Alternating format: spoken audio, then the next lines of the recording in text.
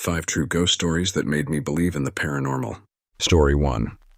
Up until my mid-20s, I would have told you there's no such thing as ghosts. Most things that people say, I think, are their imagination or wishful thinking. Now, I don't know. I just don't know. When I was in my 20s and newly married, my spouse and I moved for his job. We needed to find a place to live pretty quickly. We lucked into the perfect house. It was old. In its previous life, it had been someone's beach cottage, which I loved. What's better than living in a resort town, close enough to walk to the beach? Plus, it wasn't in a resort area. It was on the back half of someone's property, with one road in and out, and lots of trees and shade. Very quiet, no other people around. Because the house was originally a weekend cottage, it was one big room, with a small addition to one side that contained a kitchen and bath, and another addition off the back that had a bedroom. The big room was awesome. All windows are on 3 sides with a nice breeze most of the time, a fireplace, lots of open areas. The only thing that kind of pinged my radar was the landlord. When we rented, he was overly insistent that we signed a year's lease and that we couldn't break it for any reason. No matter what, we needed to pay out the lease whether we lived in the house or not. I thought that was a little weird, the way he kept repeating that over and over because he wanted to make absolutely sure that we understood. But it didn't really register at the time, other than I was a bit worried that maybe there were troublemakers or noisy parties on the beach or something. He assured us that it was a very quiet neighborhood, but he repeated again that we couldn't break the lease. I worked a 9-to-5 job. My spouse worked 12-hour on-off shifts, so there were lots of times when I would be home by myself. The first month or 2 were fine. I liked the house, I liked the neighborhood, I liked the beach. I'm mostly a homebody, so when my spouse was at work, I would stay at home reading, watching a little TV, or cooking. I'd always wanted to learn to knit, so I bought some yarn and started teaching myself. Then sometime around the 3rd month, I started to get very strong feelings that someone would be standing behind me while I was reading.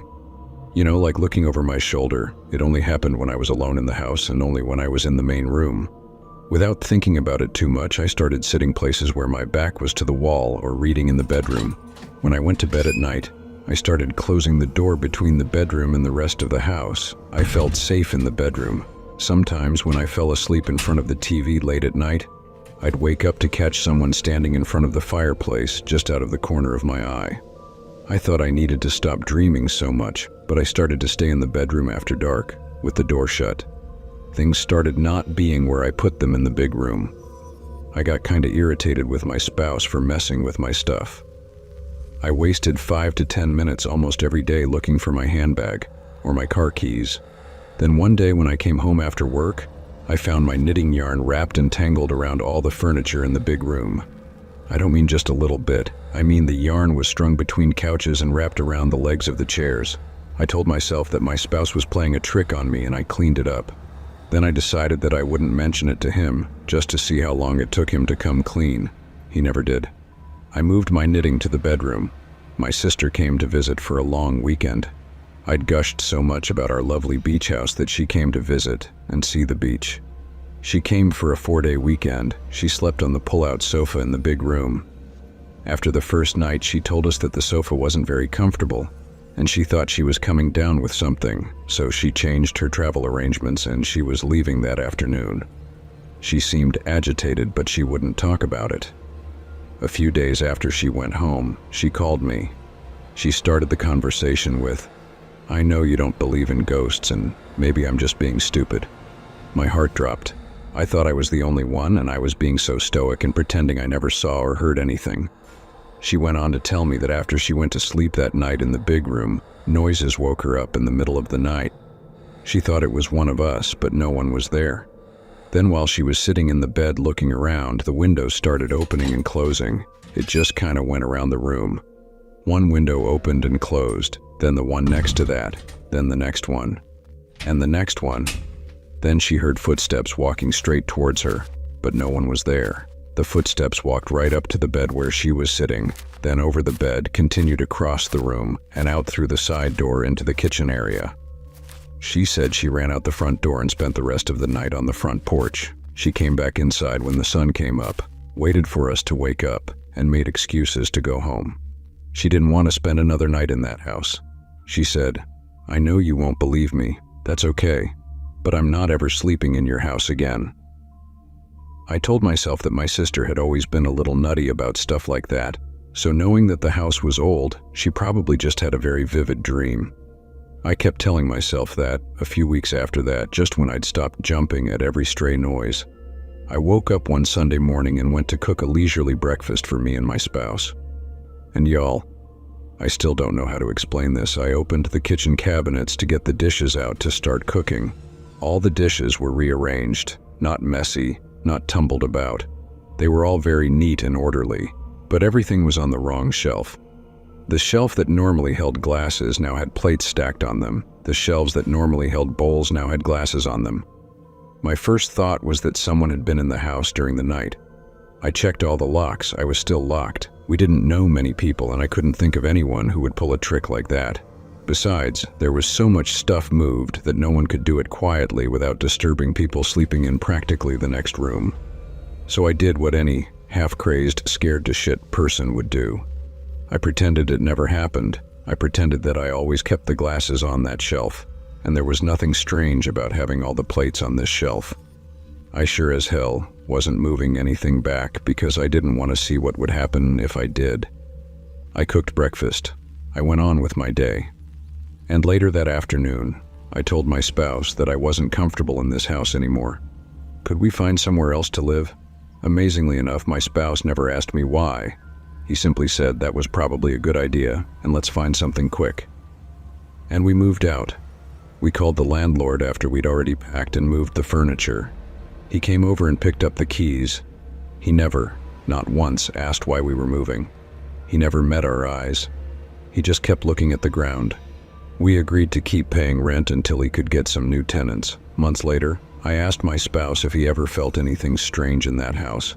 He said, "Yeah, that wasn't a good house. Glad we moved." And we never talked about it again. Story 2, 2 houses on one property. We moved into one of them when I was 8 to 10 years old, at the request of the property owner, to keep an eye on the property as he lived about 8 hours away. This was in the early 1980s. Almost immediately, we, my parents, siblings, and I, began to see an apparition standing on the back porch of the other house. It was blue and in the shape of a woman wearing a big dress and holding an open umbrella over her head. No features were visible, just the shape. It was not visible all day, but it was visible at various times every day. It was not just us that could see it. Any visitor we would have could see the apparition.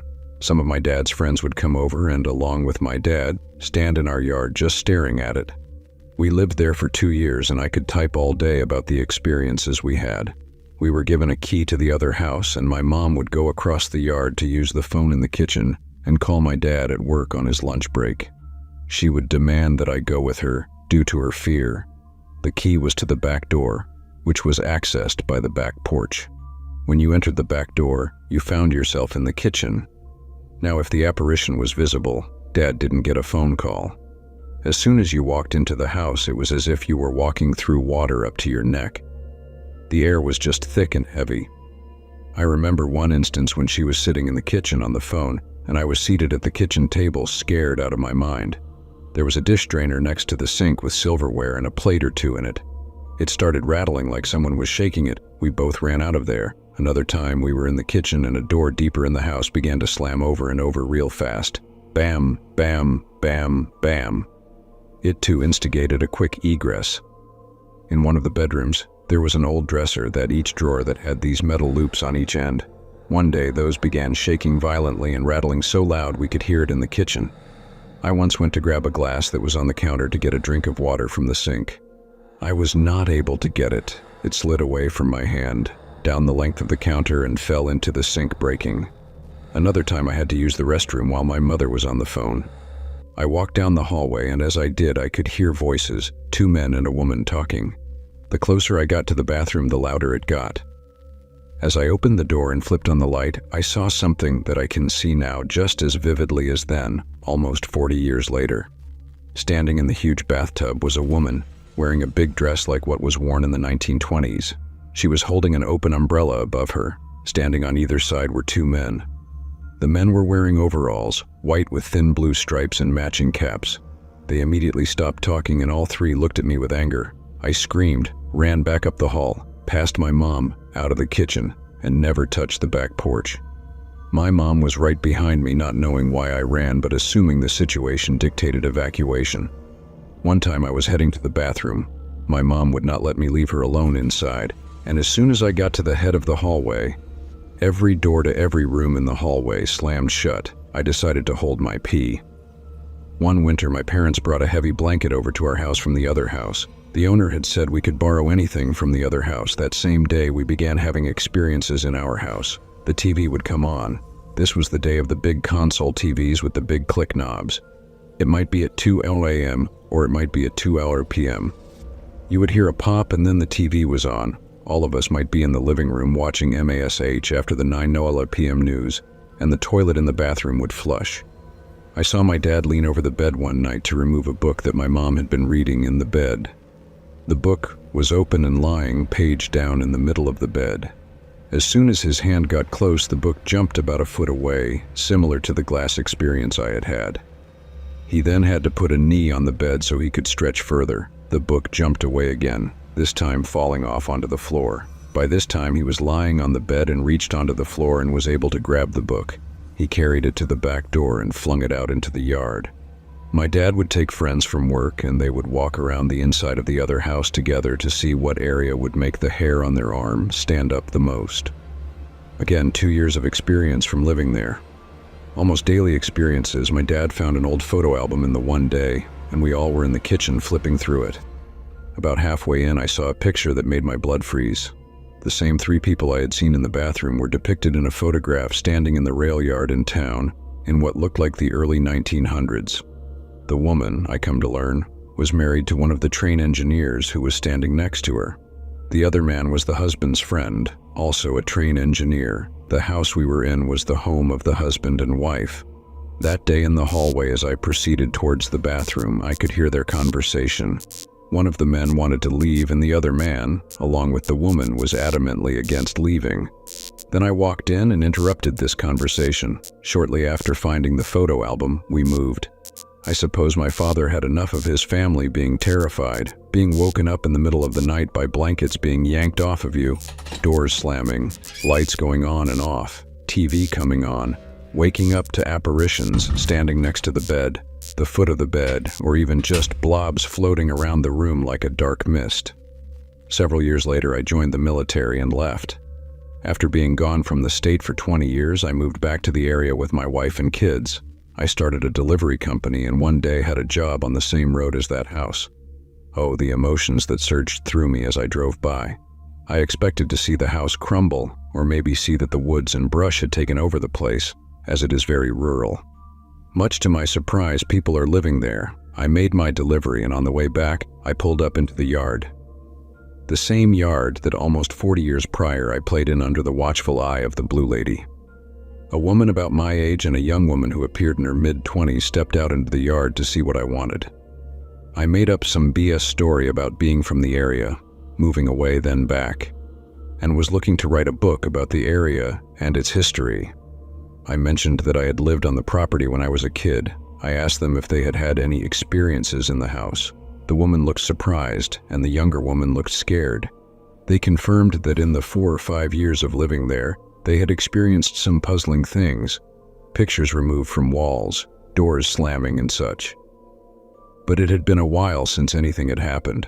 I learned that the original family of the place finally sold it after all of the elderly ones passed on. The first buyer had barely closed on it and moved in before she decided that she no longer found it appealing. She moved post-haste. Then the people I was talking to bought it. No, they didn't believe in ghosts. No, they could not explain how family pictures would be on the living room wall when going to bed and on the kitchen floor in the morning. Story 3. In 1997, I was stationed in Germany while in the U.S. Army. I met a little German girl who captured my heart. This year will be our 21st wedding anniversary. She lived in an apartment building on the 5th floor and a couple of towns away from where my barracks were.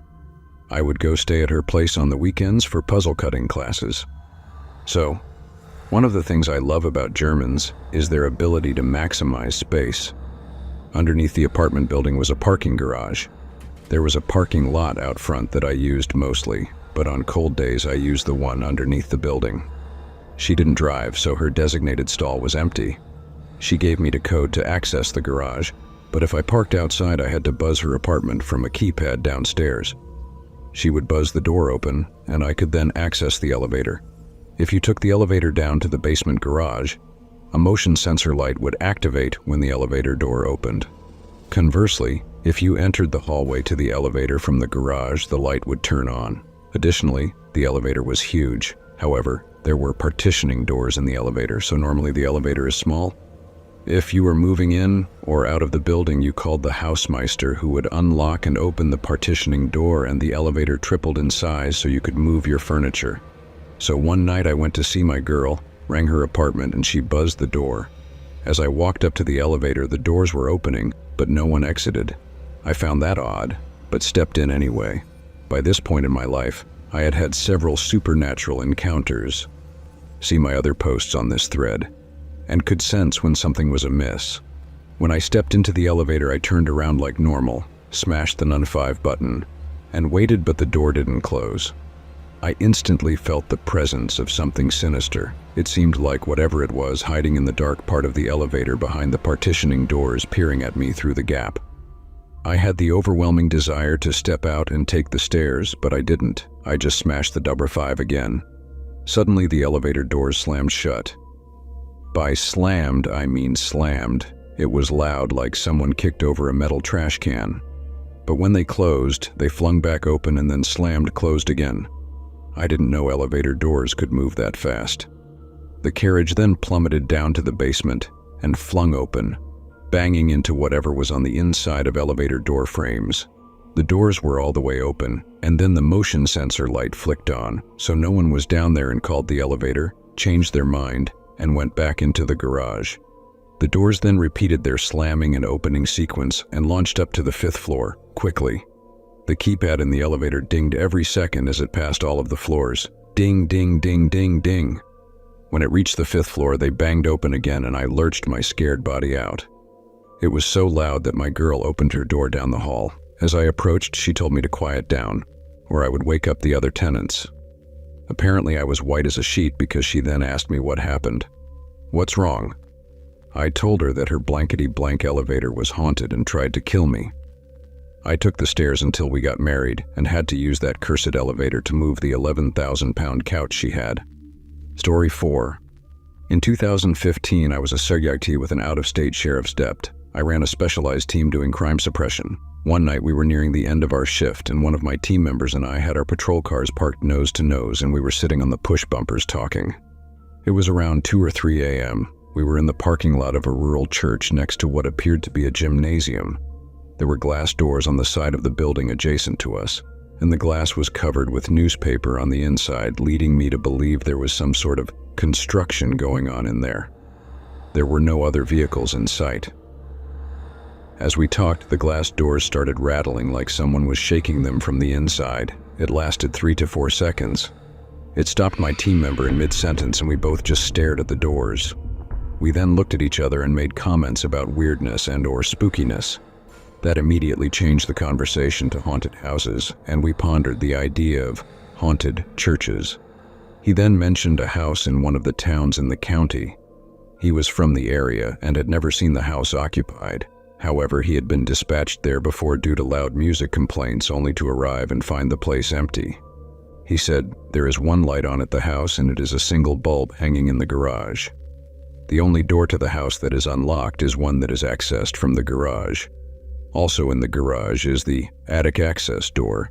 He said that on one of his dispatches there for loud music complaints, he heard a stomping run in the attic. He dropped the door, climbed the ladder, fully expecting to be knocked on the head with a beer bottle, and found no one up there as he shined his light around. He had my interest. See my other post on this thread. Since it was on the way back to the sheriff's department and I had to go there to put my K9 in the kennel, and he had to go that way to go home, we decided to have ourselves a look-see. Upon arrival, I noticed only one neighbor about 300 yards away. He said they were always the complainants for the calls he rides here. The house was brick, and it was big. 1 story, but long. He told me the interior was arranged funky. We both hit records on our body cameras as we walked into the garage. Indeed, there was a lonely light bulb dangling from the ceiling. Strange, I thought. If the house has been empty for what appeared to be years, who is paying the electric bill? Why have power in the house? We both approached the door that leads into the house. It had a screen door and then a heavy wooden door, and both were unlocked. In fact, the wooden door was slightly ajar. Abandoned property on the edge of town seems like a honey hole for vagrants and ne'er-thee wells. I used my flashlight, pushed the wooden door open, and then shined my light into the house. The light shined deep into the house and lit up a brick wall about 40 feet in. Apparently, the door only opened about 90 degrees due to a wall behind it. When I had used my light to push the door, I had used a little more force than necessary. The door bounced off the wall and swung back closed. I used my light to push it open again and said, "This is a big house," and shined my light in again. As my light hit the brick wall deep in the house the second time, a voice came from way back in the house that said, "Hello?" It sounded like someone half asleep and said, "Hello?" in a question. Perhaps my bright stinger flashlight had woken a sleeping homeless person. My team member standing directly next to me asked, "Did you just hear a hello?" I confirmed that I did and radioed for my other team members. We were all also on the SWAT team and worked great together clearing structures. I explained to them that someone was in the residence, said hello, but then refused further invitations to come out. 5 of us entered the house. It was big, and it was arranged funky indeed. Multiple hallways, small rooms with big closets. To give you an idea of how old the house was, there was an 8-track player integrated into the living room wall, and each room had speakers. Occasionally, as we were clearing the house, the speakers would crackle, adding to the tension. Every exterior door was locked and chained from the inside, with the exception of the door we entered. Every window was locked. There was no one in the house other than us. My other team members thought we were BSing them. I then recalled that I had my body camera on, as did the deputy I went there with. I told the deputy to give me the SD card in his camera. I was going to show them we were serious. I put my laptop on the hood of my patrol vehicle and inserted the SD card. Upon playback, no voice. It made no sense. Perhaps the voice was just too far in the house for the camera to pick up. While everyone was saying, "Phew, you liars," I pulled out my SD card and popped it in the laptop, and there it was. But there was something sinister about it. The voice was not far away. It sounded like it was coming from about 2 feet away, as if they were standing in the door when I pushed it open and wanted to know what the hell I was doing there at 3 in the morning. It shut everyone up. Both of us heard it with our ears. Both of us had our body cameras recording, but only mine captured the voice. I have since retired and moved back to my home state. I still have that video and stumble across it sometimes. It still freaks me out. Why me? Story 5. I was 100% skeptical and didn't believe in anything paranormal. And then my kid, 6 years old at the time, was the one who turned my beliefs on their head. We were living in a 2-bedroom apartment, and my kid just couldn't ever sleep well at night. I didn't think much of it at the time, downplaying it as normal insomnia, which I had struggled with too as a kid.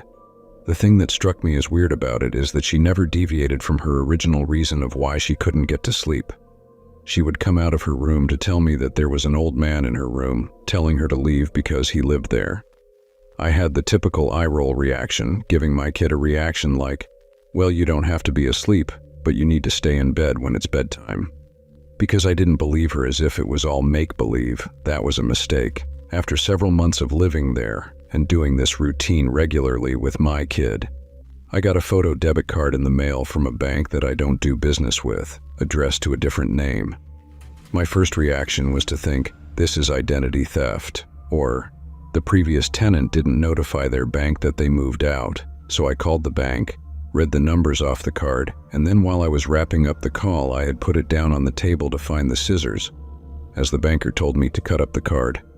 When my kid hears the conversation and comes over to see the card on the table, I'm off the phone with the bank, and my kid says to me right away, "That's the old man in my room, that's him."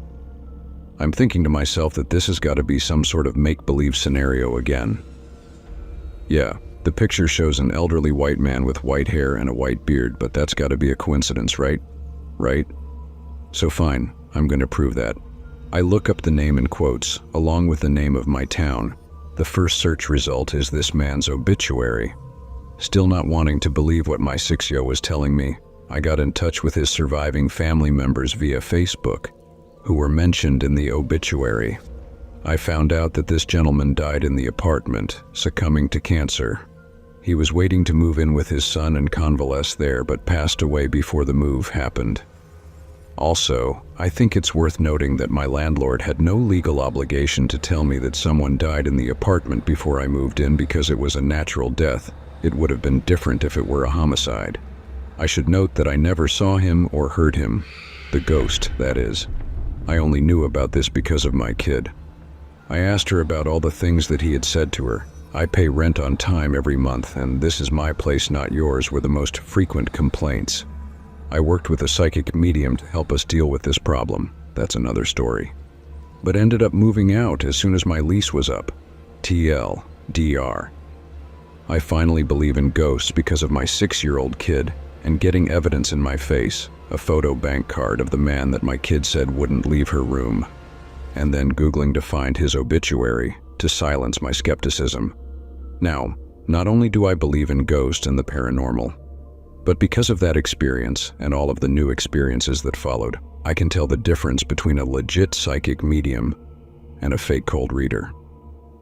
Tip: cold readers are the ones who ask if you lost a loved one with a name starting with M, but the legit psychics can provide a detail that is specific enough that they couldn't have possibly guessed it. 10 true scariest supernatural experiences stories. Story 1. I have a few paranormal events that happened all throughout my life. Most of them are pretty tame. But there is one that got to me and still sticks with me today.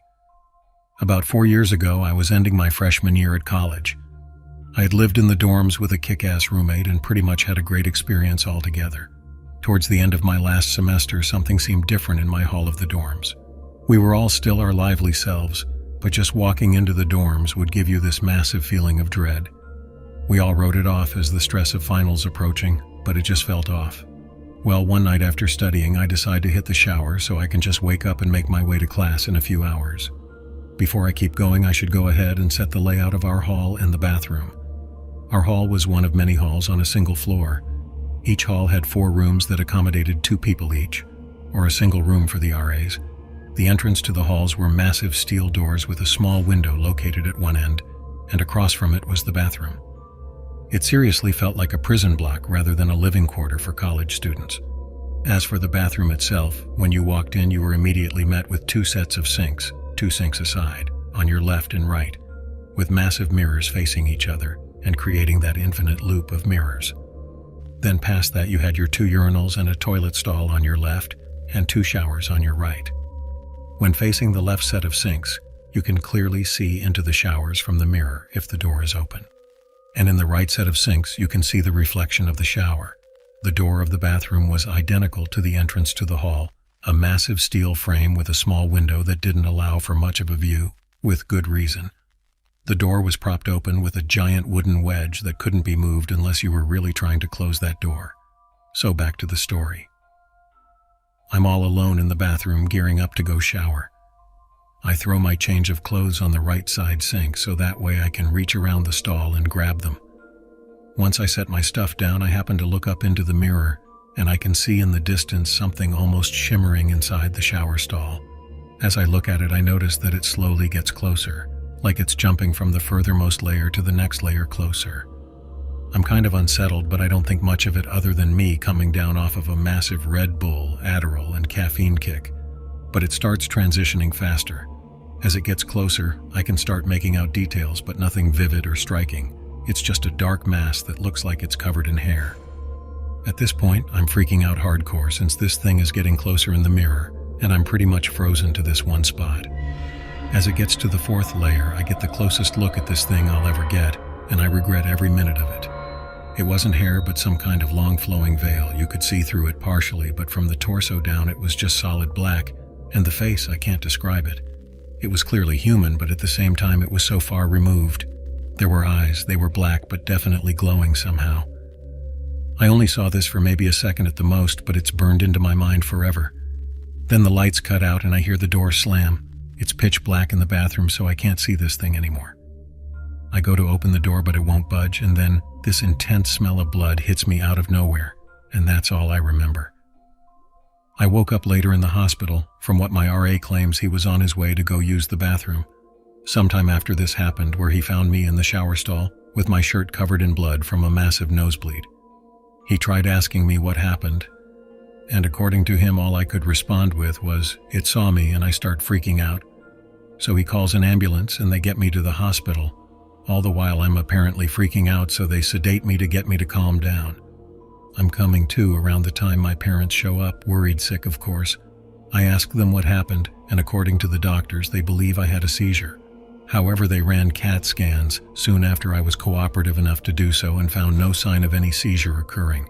Not to mention epilepsy doesn't run in my family at all, and having taken Adderall countless times in the past, and since then, I've never had a similar side effect, neither hallucinations or potential seizures. To this day, I still can't bring myself to look into a mirror for more than a minute, and just being stuck in a room with one for an extended period will just cause me to break down.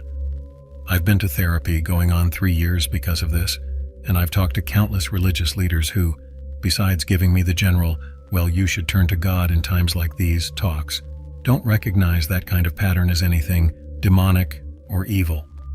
And the strangest thing is that before that incident, there were no actual claims of activity in those dorms, and since I left, there hasn't been any either. It was just that one isolated incident. Story 2. My mother-in-law was a very funny and cool woman. She and my wife were really close, and sadly she passed away when our son was about 4 months old. Flash forward a few years. We live in an old 1930s-era craftsman house in Pasadena, California. Our son is about 3 at the time. I was giving him a bath one night and he starts looking over my shoulder, not at random stuff, but at something. A moment passes and he asks me why Grandma calls Mommy a funny name. Long pause. I asked him what he meant, thinking he was talking about my mom. He then says, "Why does Grandma call Mommy my mother-in-law's nickname for my wife?" I was really set back by this. My wife and I never used the nickname, it was just what her mom called her since she was a baby. I asked him where he heard that. His reply, "The farmer told me." I asked him who the farmer was, and he replied, "His friend." I tell my wife this story later, and she's of course reduced to tears over the whole nickname thing. We both know there is no way for him to know this, and we just kinda marvel at it. Flash forward to the next weekend, and my son is playing in his room. My wife is at work retail, and I'm home. I worked MF. I hear him start talking like he's having a conversation. He's saying things like, "Yes, no." I don't know that, then some laughing. I go into his room and ask him what he's doing, and he says playing. I ask with who, he says the farmer. At this point, I'm already thinking about the Exorcist movie and Captain Howdy. It's a little unsettling. I ask him where the farmer is. He says he left when I came in. So my wife gets home and I tell her this, and now she's just as weirded out as I am. We have no idea what to do and figure if it happens again, we'll do something. A few days later, in the middle of the night, we both overhear our son saying the following. "Grandma says you and I can't be friends anymore." Wife and I go check on him, both of us a little freaked. He's just sitting up in bed. I ask if he's okay, and he says yeah. Grandma says I can't play with the farmer anymore. He never once mentioned the farmer again. Not ever. He's 13 now and doesn't remember any of it. We do though. Story 3. True story time. I was about 4 or 5 years old and my parents had just separated. My mom was living in a 2-bedroom apartment. I had my own room, but I preferred to sleep in her bed whenever I was staying with her. Our 2 bedrooms were at the end of a hallway, directly across from each other. Our apartment was on the first floor, and I remember that it was in the middle of the summer, and my mom had a window open her room, which was directly behind the bed, above the headboard. Anyways, I woke up in the middle of the night and remember sitting up and seeing that our cat was sitting in the door frame of my mom's room. Her door was open and you could partially see into my bedroom. This was strange because our cat was typically always in bed with us. As I was watching him, he walked into my bedroom and meowed. I turned to face my mom and wake her up. In the 3-4 seconds it took her to wake up and ask me what was wrong.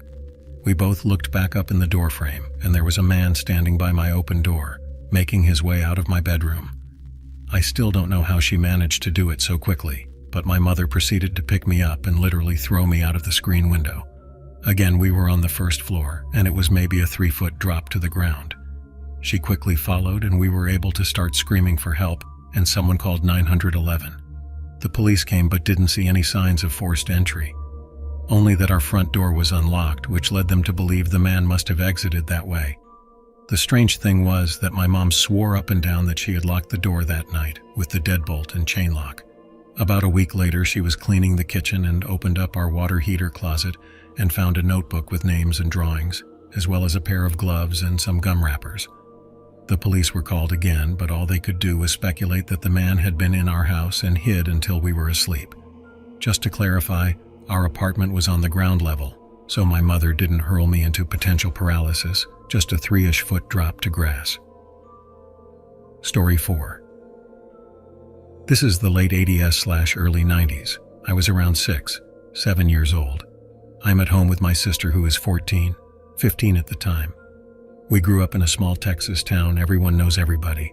We are home alone this particular night, and my folks let my sister babysit me frequently. We always got along due to our age gap. Anyway, it is about 8 p.m. in the winter. Deserts get pretty cold. So it is dark, and we're in the common room, since that is where the TV was, watching 60 Minutes or 48 Hours or Hard Copy or some shit. Those 1-hour news pieces on CBS that chronicle large crimes in depth, trafficking, murders, kidnappings, and the like. Basically, a gritty Lifetime special. This one was a typical story. Guy next door that was quiet went on a rampage in his next door neighbor's house, mutilating them and kidnapping their young daughter.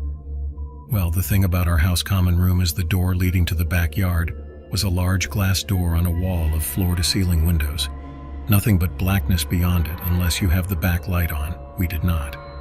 The front door is on the other side of the room with a small entryway. This is a solid door, so you cannot see what is beyond it, with a glass storm door on the outside of it. About 45 minutes into the show, they are talking about the ongoing manhunt for this crazy guy, and bam, bam, bam. Front door bangs like crazy. Is trying to force the door open, just jerking it back and forth, and scream like banshees. Dead silence now. The only lights on in the house are the kitchen down the hall from the common room we were in, and the light from the TV.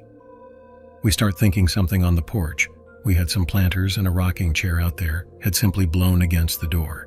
This was West Texas. Crazy strong winds out that way. Well, a minute or two of silence and us holding each other post-adrenaline overdose passes. Just when we are about to declare everything is safe, we hear the storm door on the outside of our front door close. Someone had to have opened that door to be able to bang on the front door like that. We are both frozen in the middle of the room on the floor where we had been watching TV. My sister crawls over to the TV and turns it off. It was an old TV, so you had to turn that metal dial to switch it off, which it does with a mildly loud thunk. Now it is just us in a room dimly lit by the kitchen light down the hall. I do not remember how much time passed with my frozen and my sister still crouched by the now off TV, but we kept making eye contact, then looking at the front door. I remember this part vividly. I am on my knees sitting on my feet, and I turn around to look at the back wall of windows and glass door. We hear, and I see the back door knob turn. It was locked on the knob, but not deadbolted. It rattles slightly as if someone is gently trying the handle. Neither of us make a sound, just held breath. Then bam, bam, bam, bam, loud as all H. Someone is trying to force the door open, just jerking it back and forth. The whole wall of windows is vibrating violently, and I can see with each jerk of the door how my slight reflection gets fuzzy, then clear, then fuzzy. My sister flips her and screams bloody murder. I am still frozen on the floor. She gets up and basically drags me into her bedroom, slams the door, throws her mattress and anything she can in front of her door. Thankfully, she had remembered the phone, one of those ungodly heavy beige plastic long metal antenna portable phones. We still had to direct dial the sheriff there, and in her panic didn't remember the number. She just hit redial on the phone. It was one of her friends, and she tells them in broken gasps that someone is trying to get into our house and needs to get there right now. The profanity sticks out here more than anything else. Who knows? Young brain. I am curled up on the floor and cannot stop shaking. We don't hear anything else until we see the headlights of my sister's friend and her parents driving up to the house. We never did find out who was at the door or why. There were no signs of anything happening but a couple of scuff marks on the bottom of the back door that we could not remember if they were there beforehand or not. Nothing like that has happened to me or her since, but for sure we never forget to lock a door after that. Story 5, I'm a girl and I live in a pretty big old house with 5 Navy guys. My room is by itself out in the detached garage. So one night I'm sleeping out there, and in my dream, I assume, I'm hearing this loud rattling noise. I slowly start waking up, but I feel pretty out of it. I open my eyes and look around and the noise continues. The door is about 3 feet from the end of my bed and the doorknob is rattling like crazy. It almost sounds like someone is pounding on it, but I can't tell if it's someone knocking or someone just trying to open it. At this point I realize I'm really awake, and this is not a dream. Even my lab, who never wakes up during the night, is up and staring at the door. I often used to forget to lock my door because we live in what seems like a pretty quiet neighborhood. But thankfully I'd begun deadbolting it more regularly, maybe like a week before. Probably due to something I read on Reddit I don't remember. I am terrified. I always hoped I'd be one of those people who responded better in a situation like this, but I was not. The door is still rattling and I can see the motion light is on and shining through the window in my closet. All my blinds are closed. I am near tears, and I throw the blanket over my head and wait to die. I have literally nothing in my room that I could defend myself with except a flashlight, which I am holding on to tightly. I am paralyzed with fear and just sit there as silently as I can, curled up in the fetal position with my metal flashlight. A minute later, the noise stops and I finally am able to move. I have a weird closet with a window at the top and a big bench, so I crawl in there, climb up on the bench and poke my head up. A few seconds after that, the motion light goes out. I'd missed whatever was going on. I run back to my bed and begin thinking logically. I live with 5 guys. They often have people over late at night after going out downtown. I look at my watch and it's 2:30, about the time they'd get home from bars closing. Maybe someone was very intoxicated and just being stupid. Right? So I text all my roommates, trying not to make a big deal of it and sound silly. Hey guys, are you up? Do you have people over? Someone was just outside my door trying to get in. I assume someone must be drunk or something.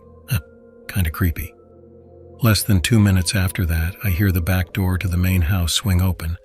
I hear whistling and banging, and my roommates are running around the backyard with baseball bats. Thankfully, one of them is a light sleeper, and he woke up and got another guy up. I open the door, run inside with my dog, and don't go to sleep again that night. My roommates spent the next couple hours patrolling the house and amp, watching out the windows. We never saw anyone, but they did find a pack of cigarettes lying in our backyard along with a bag of Hardee's or something like that. More than likely, it was just someone trying to rob us, and because there were 6 cars in the driveway, they decided to go for the garage where they probably assumed no one was, and not the house where they'd probably get themselves killed. However, at the time, for all I knew, all my roommates had already been murdered, and I was the last one to go. That's what I figured at the time anyway. Anyway, definitely not the scariest story in this thread, but I definitely didn't sleep for a while after that, and it took me about 3 weeks to start sleeping out in my room again. Story 6. When I was young, I'd say 8-11-ish, my sister, whom is 7 years older, would babysit me when my parents were out. At the time, she smoked a lot, and my parents made her smoke outside, of course. So I'd follow her outside into the carport, which faced the street, and play around, annoy her and such. One day my sister notices a car at the end of the driveway just sitting in the road. It's a white SUV, I believe a mid-90s Bravado, not sure, with a bike rack on top. It has the most tinted windows I have ever seen. You could not see inside from the side. It sat there until she went inside, then would drive to the end of the road and sit at the church parking lot and wait. Wait until she'd come out again for another smoke, and it would repeat this. Odd, but my sister is a brave lady and just kind of ignored it. That is, until the next day, while my parents were out again and it showed up again, it would sit at the end of the driveway and just watch. I don't know what the driver was doing, but he was watching my sister. If I didn't go out, I'd watch from the front window and it would just sit there and watch my sister. She told my father, who was a sheriff deputy at the time, and he called the cops, made a complaint. They showed up, looked around, but the SUV was nowhere to be seen. Months went by and nothing. Then one day, a good 9 months after this had all started, and 4-ish since the last sighting, it was back. It became a regular occurrence. Another day, my sister was outside doing her nasty habit, and sure enough, here it comes. This time we were alone as usual, and she decides she's had enough. She tells me to stay in the carport, and she's going to go confront them. She starts walking toward the SUV. And halfway down the driveway, she would later remark to us, "I felt utter terror, like I knew if I went any further, I was dead. I was paralyzed by pure fear." She turned around and went inside. Finally, the family car was in the shop for some kind of issue, so we were all stuck home for a night and had to get delivery, etc. While my parents are home, my sister goes outside to smoke. I go outside with her, and eventually the SUV shows up. She tells me to run inside and tell my father, and I do. My dad promptly gets his gun and starts briskly walking down the driveway with it in hand, in the direction of the SUV, but not leveled towards it. The SUV floored it, down the road, and peeled out onto the nearby large highway. My dad, being a cop, noted the year and model and distinguishing features. The scariest thing, the license plate had been covered in duct tape. We never saw it again, and my sister just kind of shrugs it off now. Story 7. When I was about 8 or 9, my family lived in a house in a little hidden neighborhood on a cul-de-sac. It had a huge backyard, but there was a rusted-out trailer, the flat kind you use to tow dirt bikes and whatnot, in one corner of the yard. That area of the yard always gave us the creeps, so we never went over there. Neither did our dog. My 2 younger sisters shared a room, but they would come sleep in my room every once in a while because they said there were weird lights in their room. My parents passed it off as the street lights bothering them. One night I woke up to this weird feeling of anger. It was like when you're standing next to someone that is murderously looking at you. There was a shape of a person standing in the doorway, and a single red glowing light like the cherry of a cigarette. Both my parents smoked, so I thought it was one of them. I sat up and said, "Mom, Dad," but there was no response, and then the figure and the red light were gone. I pulled the covers over my head as quickly as possible and made myself into a tight little ball. Then there was a tug at the blankets at the bottom of the bed. I pulled the blankets back and there was another tug. I was terrified and unable to move, so I just held onto the blankets as hard as I could. The tugging stopped, but I was frozen with fear. Eventually, I fell asleep again. When I asked my parents about it in the morning, both of them said they were asleep the entire night, and it must have just been a nightmare. Fast forward some 20 years. I used to have nightmares about the house, but especially the corner of the garage-turned den, which looked like a black hole in my dreams. It was a 1-story house, but I used to have dreams of running downstairs into the den, where I knew if I went close to the black hole that something evil would get me. I also had dreams about other houses in the neighborhood being evil, and if I went to them for help, that I would die. My younger sister and I were talking about the house with our mom one night, and she described having almost the exact same nightmares, but we had never spoken about it before. In her dreams, she would run down the stairs into the kitchen where the cupboards would be opening and closing by themselves. There would also be a man standing in the den near where I would see the black hole. Needless to say, all 3 of us were pretty creeped out. Story 8. When I was about 8, 9, we lived in a house that my father built for us in the middle of nowhere, Indiana. My parents owned a small business that often brought clients to our remote little homestead, and over the years we met some rather odd people. One such person was a strange man that gave me the heebie-jeebies as soon as I saw him. He arrived at our home in a black car with tinted windows, wearing all black, with a black hat and dark sunglasses. His demeanor was very strange, and he was very interested in our black Persian cat named Mercedes. Nevertheless, he left after his consultation with my parents, but later at dinner, everyone admitted that he set them on edge. That night, Mercedes came down very ill. A few days later, after an illness the local vet couldn't diagnose that included the cat vomiting up gobs of what appeared to be black tar, Mercedes died. In her final moments, she would swat and hiss at something in the air. I'll never forget the chill I got when she took her last breath. After this, many strange things began happening around our home. We'd find footprints in the show that started and stopped out of nowhere. Noises in the middle of the night, the wallpaper would be torn halfway off the walls. My mother, who has always been somewhat of a sensitive person, claimed to start seeing demonic creatures around the house and became rather withdrawn. I had asthma, but had been a long while without an attack. Soon after all of this began happening, I started having episodes again. I was very sick one night, so I slept on the floor next to my mother's side of the bed in my parents' bedroom.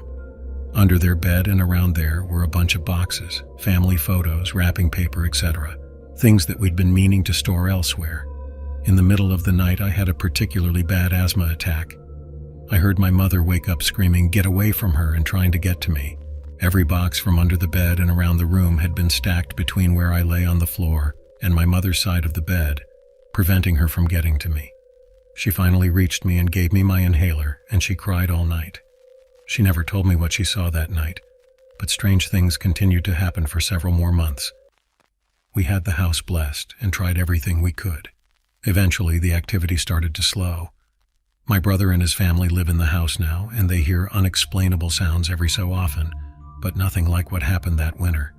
I grew up to be quite a skeptic, but I still can't explain what happened that year. I just tell myself it was all in our heads. I've been by the house a few times and still get this eerie feeling when I come into the neighborhood. Maybe it was built on an burial ground. Story 09, I'll share mine. It didn't actually happen to me, but it happened to my mom when she was a teenager. My mom now is in her mid-60s. She's not an overly religious woman. She doesn't read the Bible regularly, rarely goes to church, but she prays every night because that is what gives her comfort. I'll have to side note this with, I watched normal horror movies with her every so often, nothing too crazy or gory, but spooky, if you will, sort of stuff. Well, I asked her if she wanted to watch The Exorcist, and she flat out 100% refused. She said there is absolutely no way she will ever watch anything related to possession or exorcisms. Well, this was curious, so the movie Constantine comes out and I show her the trailer asking her if she wants to watch it. She sees the girl near the beginning climbing the ceiling and just refuses again. I should also note my mother will refuse and kick you out of her house if you even think about bringing a Ouija board into the house. She'll yell, scream, and cuss until you drop the subject, and that's that. This is important. Alright, so that little backstory is out of the way. I ended up asking her why exactly she refuses to watch those sort of movies. Well, she tells me when she was a teenager, at a sleepover at a friend's house, they were up playing games, the parents watching TV. Her friends and herself are on the floor playing a board game. A game my mom has never played before. Well, come to find out it's a Ouija board and she doesn't know what it does. Well, they start playing asking a bunch of questions. They end up finding out there is a spirit in the house. So they ask it to show itself. Nothing happens. They demand it to show itself. This was her first indication something wasn't right, because the lights all around the house, every single room went out immediately, including the TV, and then snapped right back on. Spooky, huh? Nah, just a fluke. They ask the next question, who are you? The piece moves around the board in big circles with their hands on it and stops at the letter D, moves to the letter E, then to the letter V, I, L. Wow, someone must be messing with it. This can't be real. So they ask, if you are the devil, then show yourself. Nothing happens for a while, and then suddenly the TV goes out. Well, in the reflection in the TV sitting in the living room next to them, my mom and her friends, even her parents, could make out the shape of something terrifying just sitting there next to them. The house got extremely cold. Suddenly, loud noises could be heard in the kitchen, stuff flying off the top of the refrigerator and cupboards opening and closing. They immediately stop the game, close it up and throw it in the trash, never to play one again. Later that night, my mom is sound asleep and is awoken by something loud and clanging on the roof. She listens intently and she can hear what sounds like chains and dogs up on the roof. Well, that's not possible. It must be outside somewhere. She wakes up the next morning and goes and talks to her friends' parents, asks them if any of their neighbors have any dogs. They tell her no, and they tell her they also heard the dogs and chains up on the roof last night. So that's the story of why my mom refuses to watch anything that involves exorcisms. She truly believes that the devil was there with them that night, sitting next to them. And the messed up thing is, every time she tells me that story, I get this cold shiver down my spine that there is no way she would be making this up. Story 10. About 15 years ago, I was working at the smallish company. They had about 75 employees. The owner of the company ended up selling it, and the new owners came in and cleaned house. They fired about 15 people. A guy that I worked with, I'll call him Dave here, was one of them. Dave was shocked that he was fired. Most people didn't get along with Dave because he was odd. He had a short temper and sometimes yelled at people, and he had some personal grooming problems like bad dandruff and body odor. So many people were glad to see him go, and it was no shock to many of us that he was fired. About a week after the mass firing, I am at work and get a phone call from Dave. He tells me that he wants to take me out to lunch as a way of saying thanks for my recently teaching him how to run a few different machines. That knowledge will help him get a new job. I agree to go, and a few days later, he shows up at lunchtime. I had assumed he was taking several people from there out, but it turned out to be just me. At lunch, things started off fine, then got strange. He was upset about being fired and was angry. I let him vent and sympathized with him. He had been then several years and felt betrayed. As lunch starts to wind down, he tells me that I was one of the few people he liked there, and that there were people there that he would love to hurt. It was a little strange, but I just thought he was still venting. We get in his car to drive back, and he starts telling me how easy it would be to lock the doors from the outside with boards and burn the place down or to do damage to it. As we pull into the parking lot, he tells me not to worry, that even if he could hurt some of these people, I was his friend. The way he said it really gave me the chills. I said goodbye, got out of the car, and went inside. There was a window near my boss's desk that looks out to the parking lot. I could see Dave's car from there. He wasn't leaving. He was just sitting in his car. Lunch ends and everyone goes back to work, and Dave was just sitting there. I tell my boss we need to call 911. Dave said some strange things. I think he might try to hurt someone. My boss called 911, and the police get there within a few minutes. They talked to Dave, got him out of his car, and then put him in the back seat of the police car. They then used his keys to open trunk. In the trunk, they find a few boards, some rope, and a few guns. They talked more to Dave, and he agreed to be taken into custody and to get some help. I don't know if he would have done anything, but the way the building is designed, had he decided to, he could have shot a lot of people in a very short period of time. I was so freaked out I couldn't work the rest of the day. 9 serious people shared their true cryptid and ghost unexplained stories. Story 1. One night I was watching The Conjuring at home with my little sister when we heard someone putting a key into our front door and opening it. We were sitting in the living room next to a sliding door that was very close to the front door, so we both heard it very clearly. Now this didn't alarm us since we knew our dad had recently gone out to get some stuff, so we just assumed he had returned. "Dad, you're back already?" I casually asked.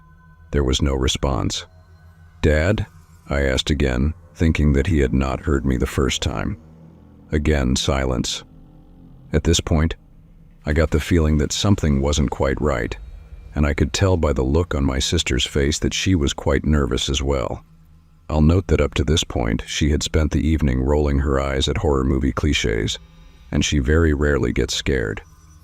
We looked at each other for a moment, wondering what we should do before we started hearing a few more scattering sounds from right outside the sliding door. I was frozen in fear by this stage. I tried one more time in a louder but shakier voice. "Dad, is that you? Please respond.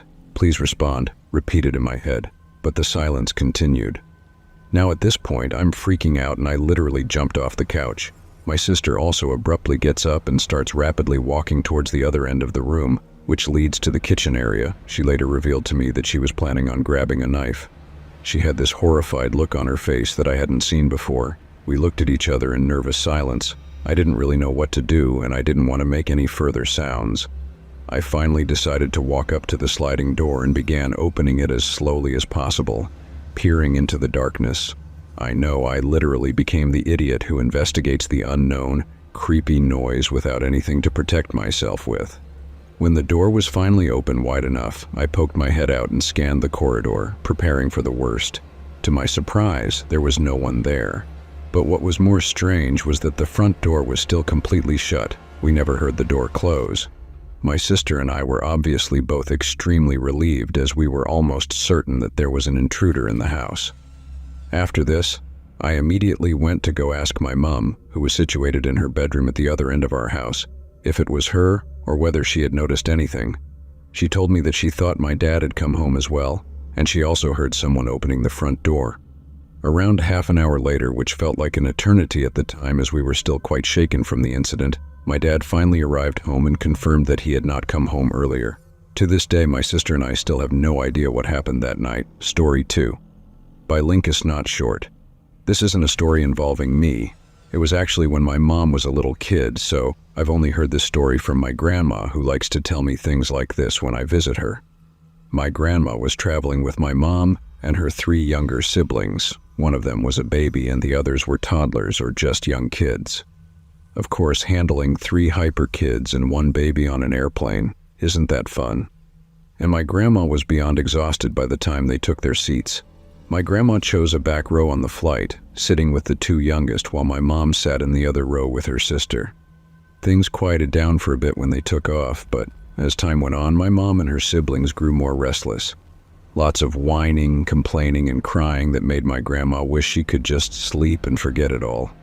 Just as my grandma's about to lose it, a man sitting behind her taps her shoulder, and my grandma turns to look at him. He frowns, noticing how tired she is, and asks if she'd like to help calm down her crazy kids.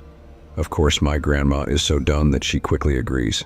Side note, nowadays I don't think people would be so quick to hand over their babies. But this was back when strangers were a lot more chill with each other, so I guess that explains that. My grandma quietly reads, a wave of relief washing over her as the man hands my mom and her sisters coloring books and quiets down the baby by dangling an interesting toy over the seat.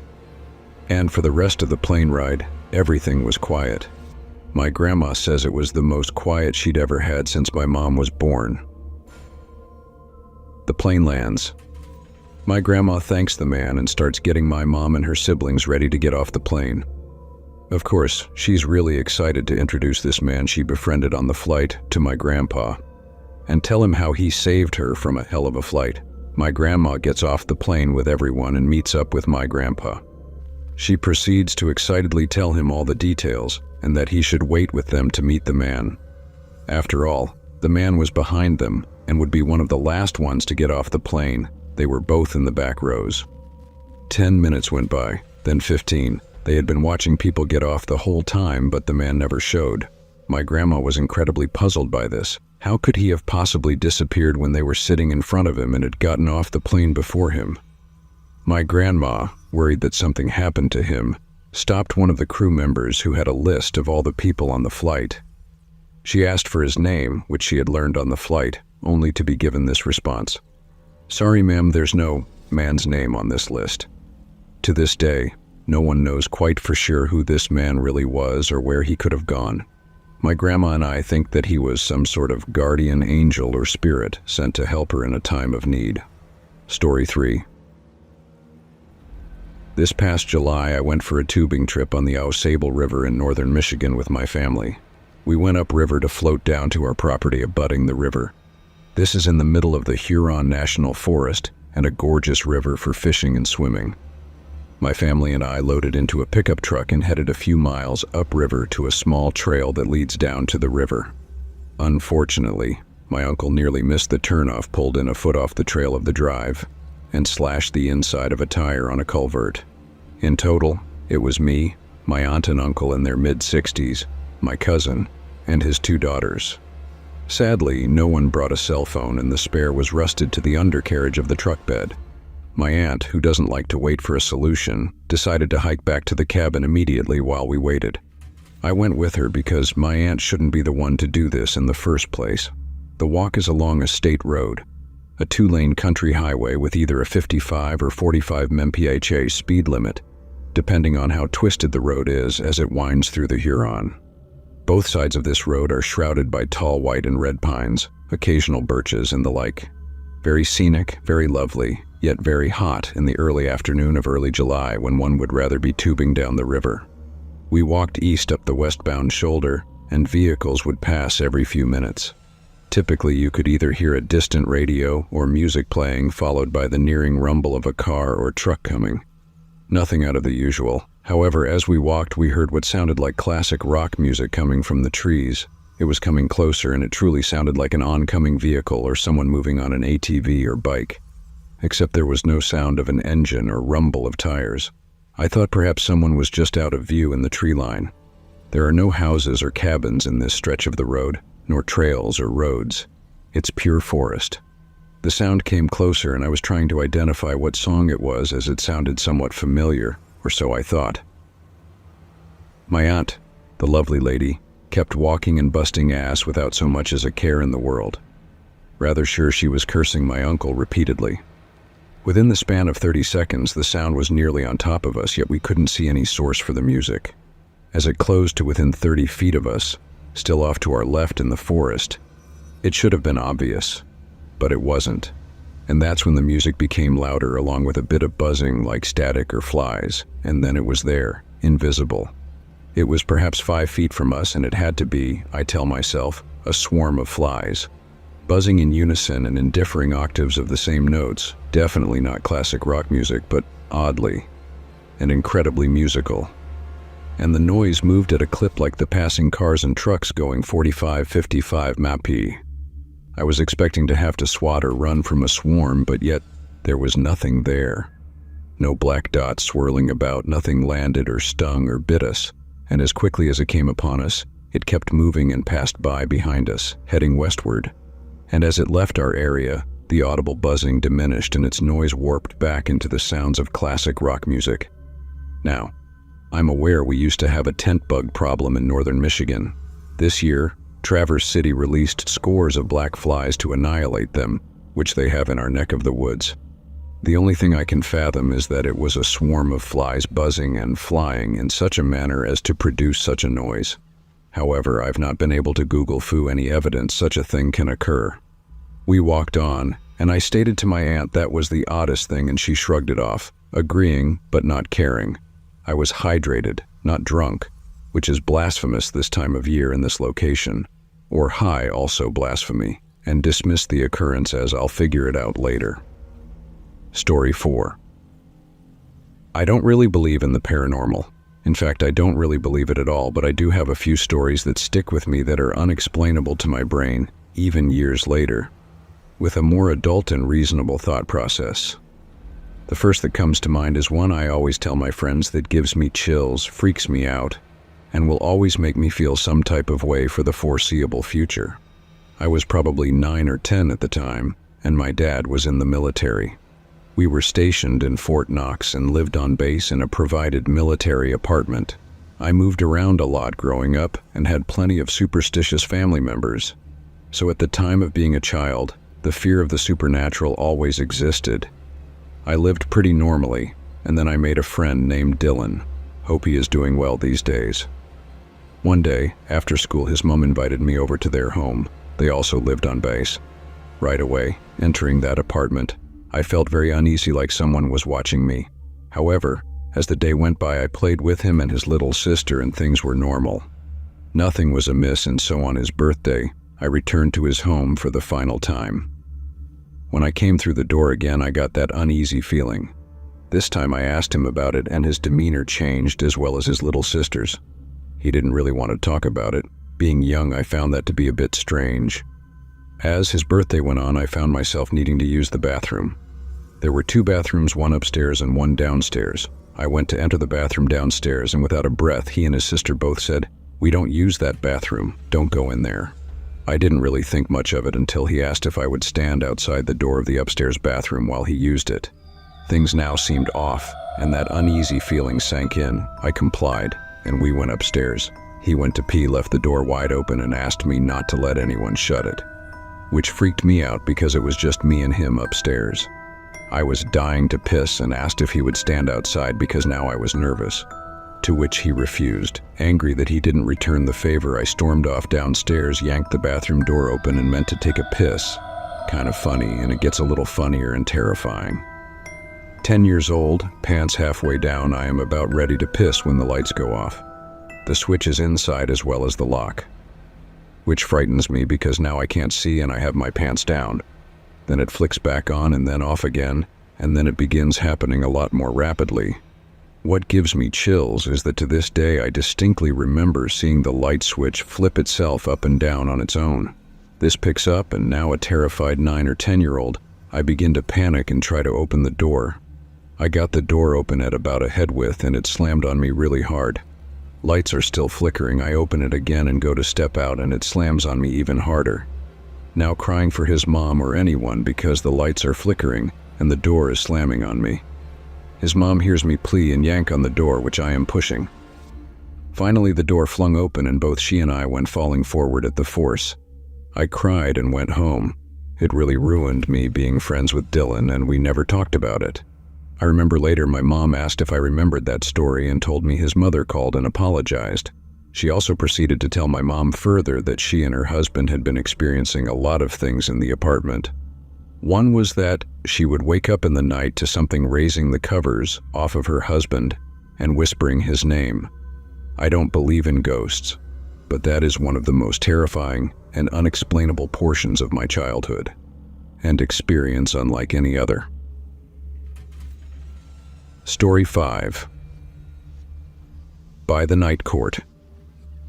This happened back in the 90s when my dad's car broke down in the middle of the night. He was alone and on a back road with not a lot going on. As it happened, he broke down right near a house. It was a bit dilapidated looking, but whatever. He needed to call someone to pick him up. He walked over, knocked on the door, and an older lady answered. She was sweet and let him use the phone to call his dad. He got picked up by his dad, and the next morning they came back to tow the car. There was no house anymore, or any sign of it. As a child, I had an imaginary friend named DC. I can picture in my head, now as an adult, what he looked like. He was a boy covered in soot. I was attached to him and kind of weird about it. My mom would call me to dinner, and I'd say something like, "DC says I'm not allowed to eat now." My parents could also hear me playing with and talking to him, completely acting as if he were responding to me. A bit of time passed and I stopped mentioning him or playing with him. When my parents asked what happened, I told them he died in a fire.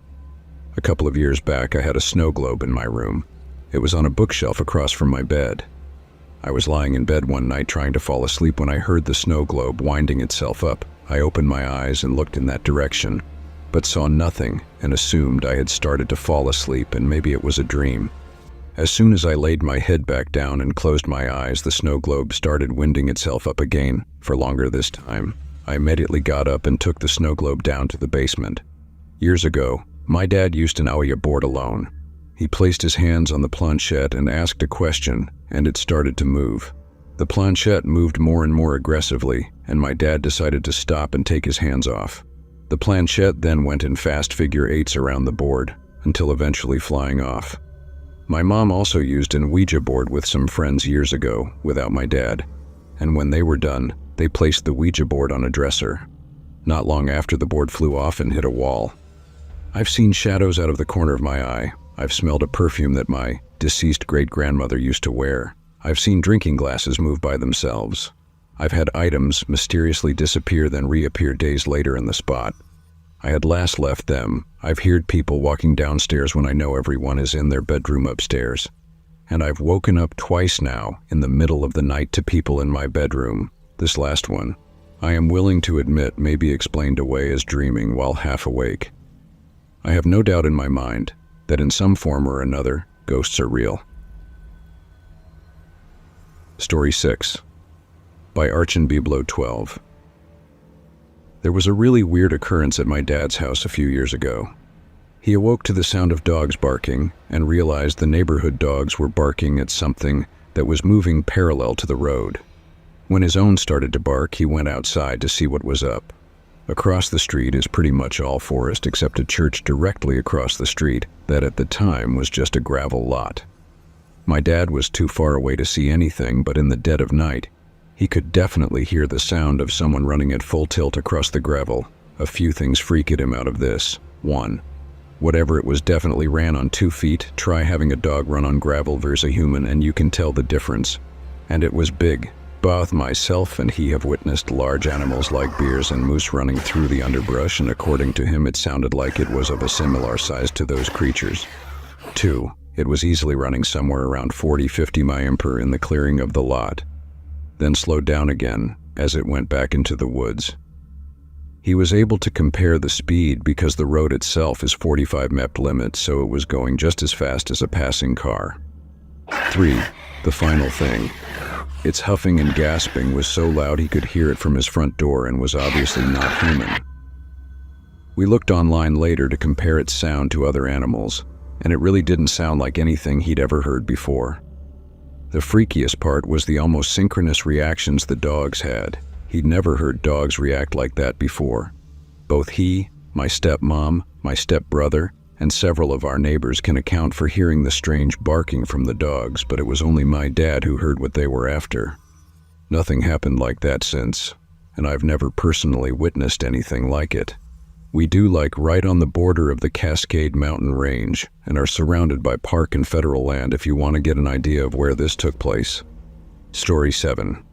I've only told my partner about this incident because I'm definitely the type who rolls my eyes at ghost stories and holds firm on the stance that I don't believe in ghosts. And yet, I have 2 brothers, and we all lived in a small house when I was about 11 years old. All of us kids hated the downstairs. It was always chilly, which is normal for a basement, but it felt like a creepy chilly. Sounds lame, I know, but my little brother, probably 6 when we first had that house, had a room downstairs and hated it. Would go so far as to not sleep in his room because he was so frightened. He wouldn't even enter the basement bathroom. He always had awful nightmares in that house, and so did I. All of us kids still refer to it as the haunted house. It sounds stupid to type, but it just truly had a bad feeling to it. Anyways, the incident. I was about 11 and downstairs alone. There was like a 45-minute gap between getting off school and when my mom got home and my brothers weren't there. Must have been with my dad, can't quite remember. So I was on the computer, which was in the basement, and to my left is the staircase heading up, and my cat was sitting on the landing between the first set of stairs and the second. It was also only about 4 p.m., so it was light out and I had no music playing, so there was nothing to confuse me. This next part will probably sound minor and not freaky, but I get chills thinking of it. Suddenly, I hear, hi he, hi hi he, starting as a whisper and getting progressively louder and circling the room, as though someone was running around. I might have chalked it up to me hearing something, I guess, except when the hi got to the staircase directly to my left. My cat arched her back and hissed loudly. I freaking bolted upstairs, my cat following me, and never went down solo again until we moved into our next house. Story 8. Ghosts have always gravitated towards me. I used to live in an apartment that was redone because of a fire and someone died because of it. I had no clue that the apartment I lived in had a death. I happened to choose the room where the woman passed. The whole time I lived there, I'd get shaken awake at 7:30 every weekday morning. I'd look and see no one, go back to sleep and immediately get shaken again. Look, and again see no one, try to sleep again, get shaken even harder. I'd get up and go to the couch. At 8 a.m., I'd get shaken again, go back to my bed to go back to sleep. I worked nights as a dishwasher, so 7:30 and 8 was too early for me. When my girlfriend moved in with me, that's when I realized it was a woman who died in my room when the fire happened. Because after my girlfriend moved in, I'd still get shaken awake every weekday morning at 7:30 and 8:00. But my girlfriend wouldn't. Women get changed together all the time, so having my girlfriend in the room was fine to this ghost, but not me. And 30 minutes is just enough time for a woman to get ready for work after her shower. We figured she liked us because we'd start to hear a disembodied laugh every now and then. Not a bad laugh, a genuine, that's funny laugh. It spooked everyone who heard it at first, but we got used to it after a while. Then one day my girlfriend invited my ex-girlfriend over. No big deal, they were friends. My ex and I agreed after a troubled relationship that we're better friends. That female ghost hated my ex. The room would get cold whenever my ex came by and she'd hear angered growls. Just my ex. One night when they were getting ready to head out to the bar, my ex took a shower at the apartment because it was better than hers. She comes out of the bathroom, white as a ghost and scared. "Didn't you hear me yell?" she asked us. "I thought you guys were messing with the light in the bathroom." It kept going on and off. I could hear the switch. Then the water goes ice cold and I could see the outline of a hand go past the shower head. "No, not a word came from the bathroom. I guess the ghost doesn't like you," said my girlfriend. "You did not say anything about a ghost here," my ex said sternly. "How can you live like this?" "Oh, she loves us. We make her laugh," I said. "Really? All I hear are growls when I'm here." "Explains why it gets cold when you come by," my girlfriend said. "I thought you had no heat." "Heat bills paid. It only happens when you're here," I said. "Fine, I won't come by anymore." "She clearly hates me," my ex said. She never went back to the apartment. After that, it went back to normal. Every weekday I'd get shaken awake at 7:30 and 8. The disembodied laugh came back. Then a year later we moved out. I'm fairly certain the ghost came with us because my roommate who lived with us said it was too quiet and the apartment door stopped opening and closing on its own at 8 hours on weekdays.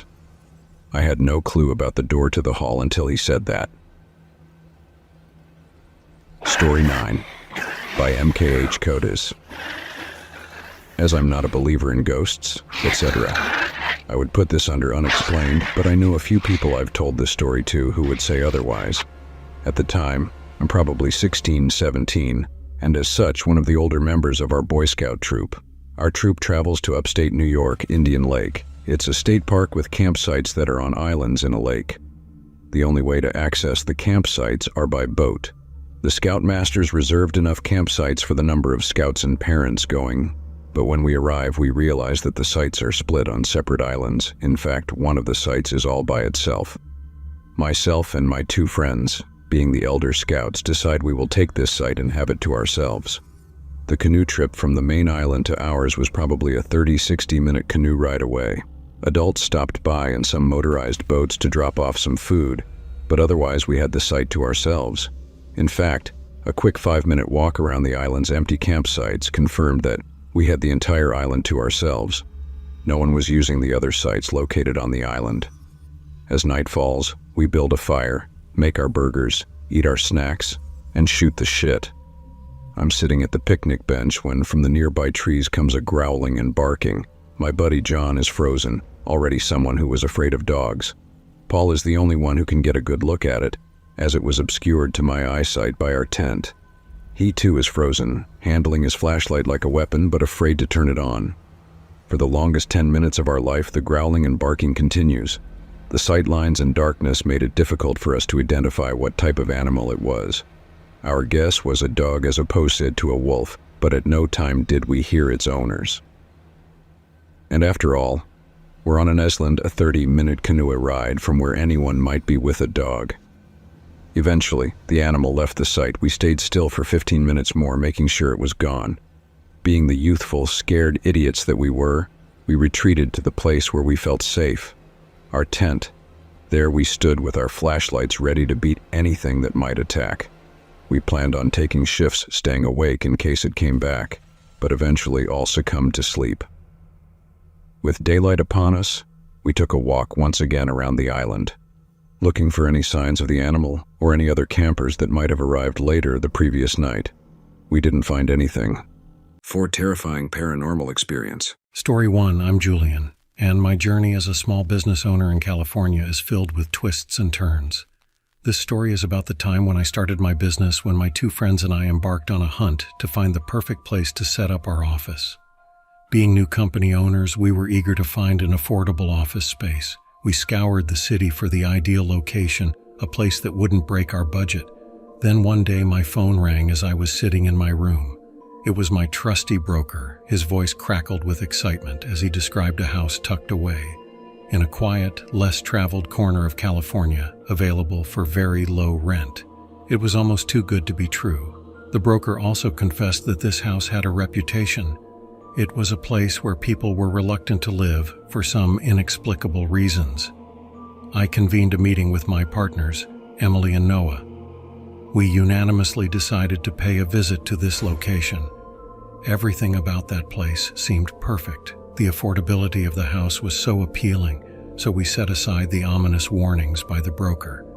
Still in the back of my mind, the broker's enigmatic words persisted like an unsettling tune. I tried to suppress my unease, but nothing helped. That night, my mind raced with the possible reasons no one prefers living there. I jerked off those unsettling thoughts, determined to focus on our mission. I reassured myself that it would be a brief visit and nothing more. If we find anything suspicious, we will simply deny the offer and find another place for our office. Little did I know that this mere visit to that place would leave us with unforgettable, everlasting consequences. It was the day of our visit to the house. The day was bathed in the soft golden hues of a crisp autumn evening. My friends and I had chosen this particular time to explore the house. The sun descended on the horizon when we arrived at our destination. The house was located in a quiet, less populated area of California. The house was surrounded by a quaint garden that seemed fully untouched by time. We parked our car in the garage and stepped out. It was a moment of both excitement and trepidation. Staring at the old house before us, I felt a rush of anticipation. "It doesn't look that bad," Noah said, casting an encouraging glance at the house.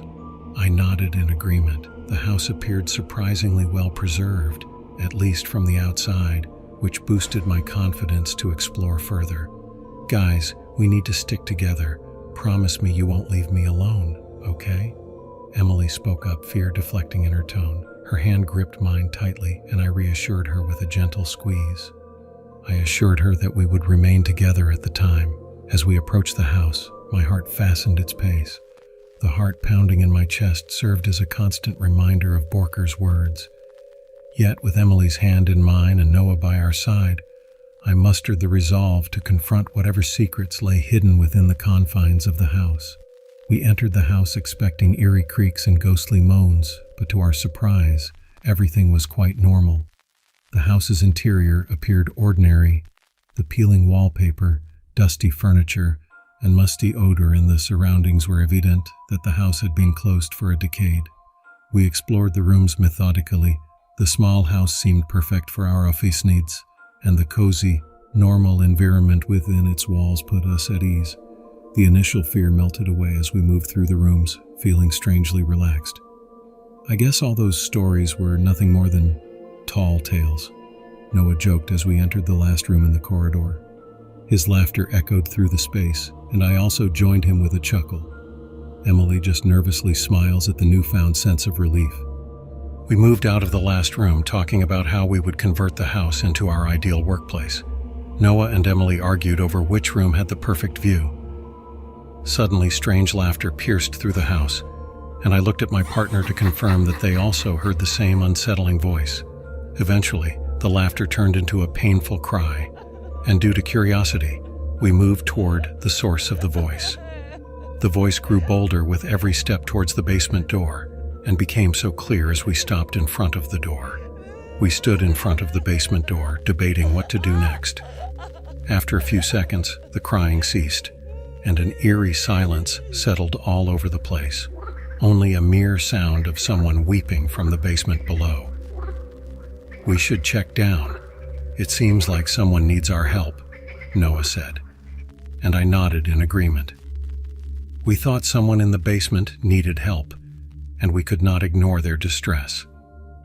However, Emily tried to stop us, but we assured her everyone would be fine. We decided to step into the unknown depths of the basement, my heart pounding in anticipation. The basement stairs were really suffocating, dimly lit by a single feeble light clinging to the wall. Ignoring my unease, I kept moving, the narrow stairs that led us to the murky basement. The basement was dusty, filled with some old books, stationery items, broken furniture, and some construction equipment. Just like a typical basement, nothing new. We reached the far corner, near a door from where the voice was still coming. Noah pushed the door open, revealing an entirely different room. This room was decorated with flickering candles that cast shadows on the stone walls, and it looked pretty clean compared to the whole house. The environment inside the room was chillingly cold. As we stepped inside, a shiver coursed down my spine, and my breath hung in the air. It was an environment that seemed to defy the laws of nature, leaving us with a profound sense of unease as we stood on the threshold of this mysterious space. A strange and haunting whisper filled our ears, and a translucent figure came into sight. It was a young girl dressed in a flowing white gown, her face filled with tears and her expression mournful. "Who are you?" I asked, my voice trembling.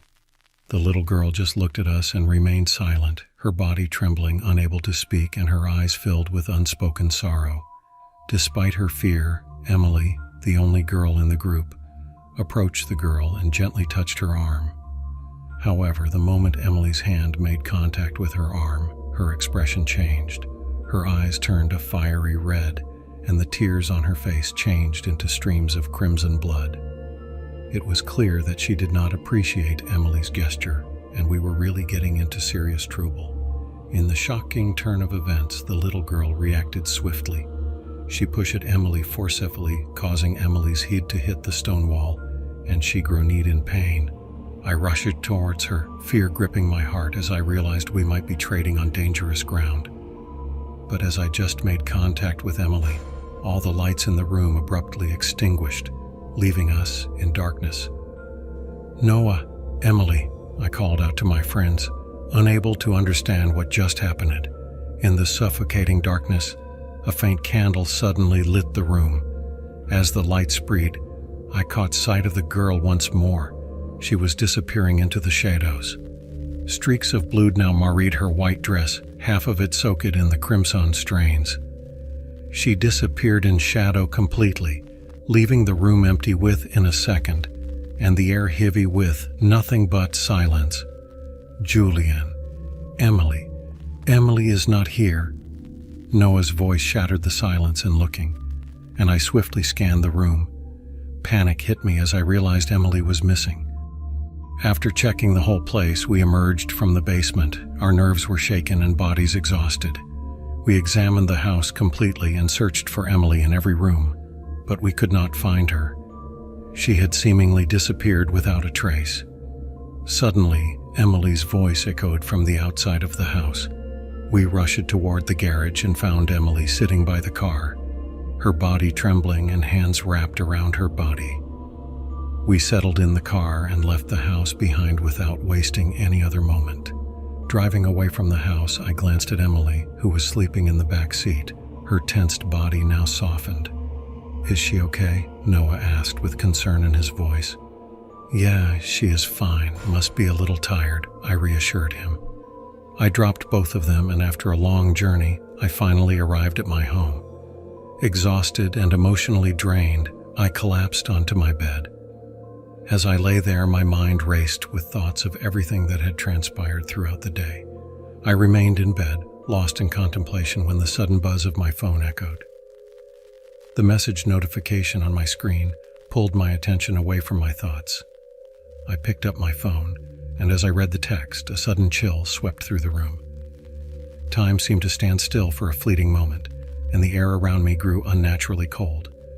The text said, "Emily is dead." Story 2. My name is Kiwi, and this is our story. I was just 21 years old when Nick and I decided to move into his parents' house, a decision that would forever change our lives. It all began when Nick's parents suddenly disappeared. One day, without warning or explanation, they disappeared from their own home, leaving behind unanswered questions. 3 long years had passed since that fateful day, and we still had no idea where they were. After 2 years of waiting for Nick's parents, we made the decision to move into their house. The place had been locked up.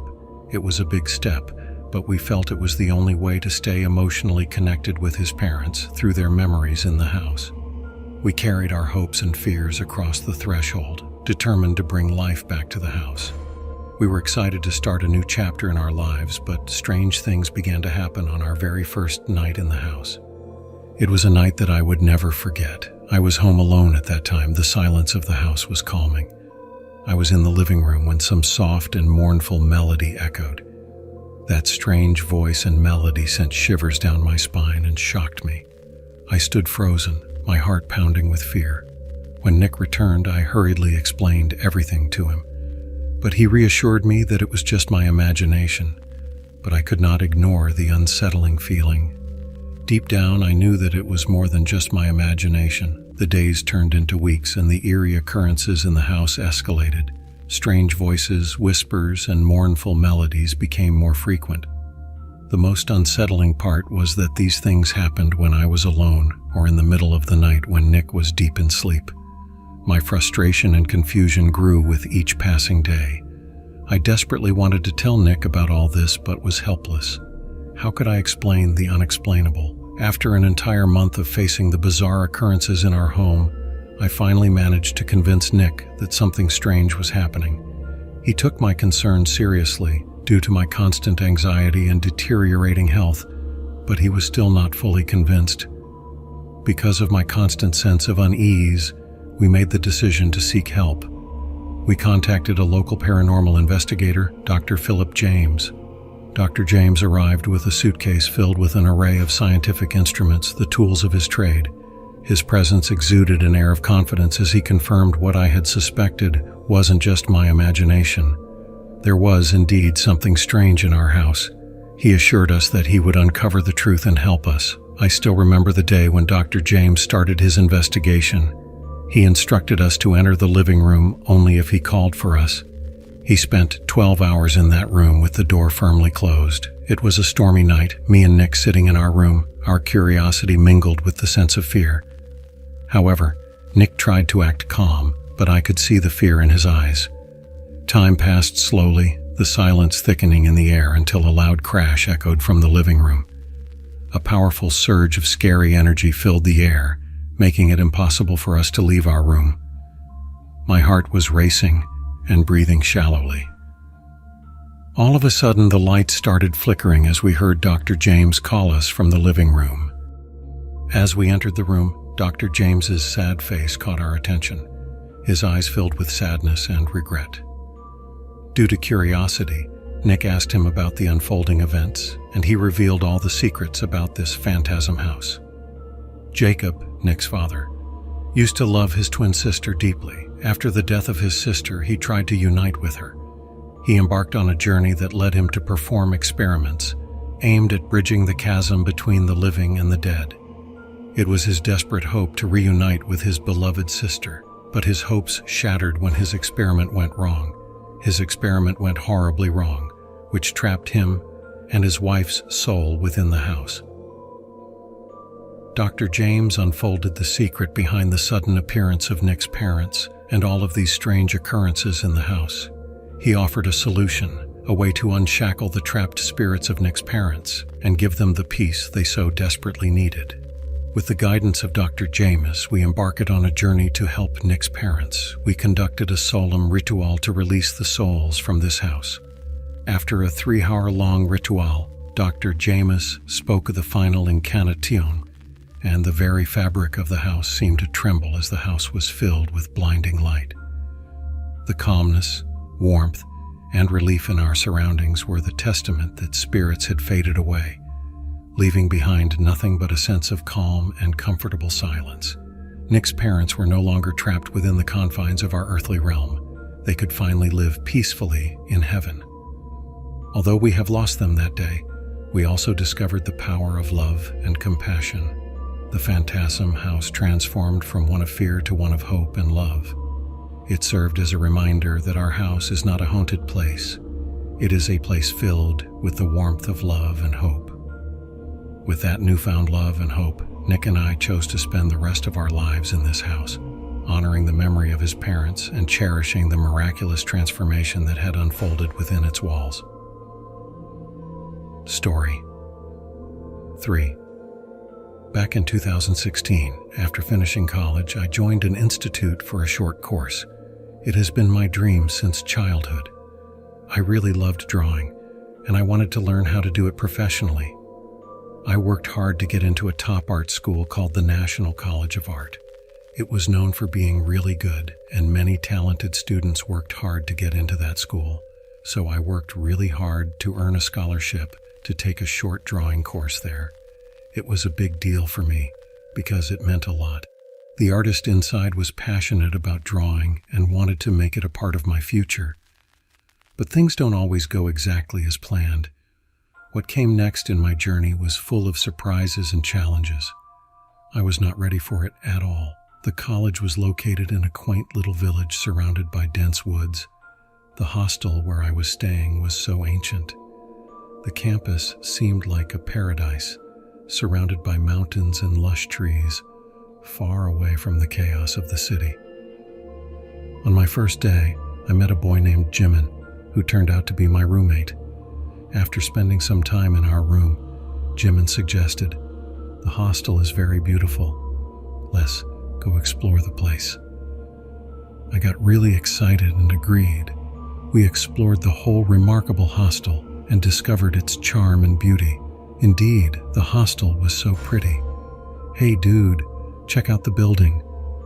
We were exploring when Jimin said excitedly, pointing towards a building we had not yet explored, "Let's go." We rushed towards the building, excited to explore a new area of this breathtaking hostel.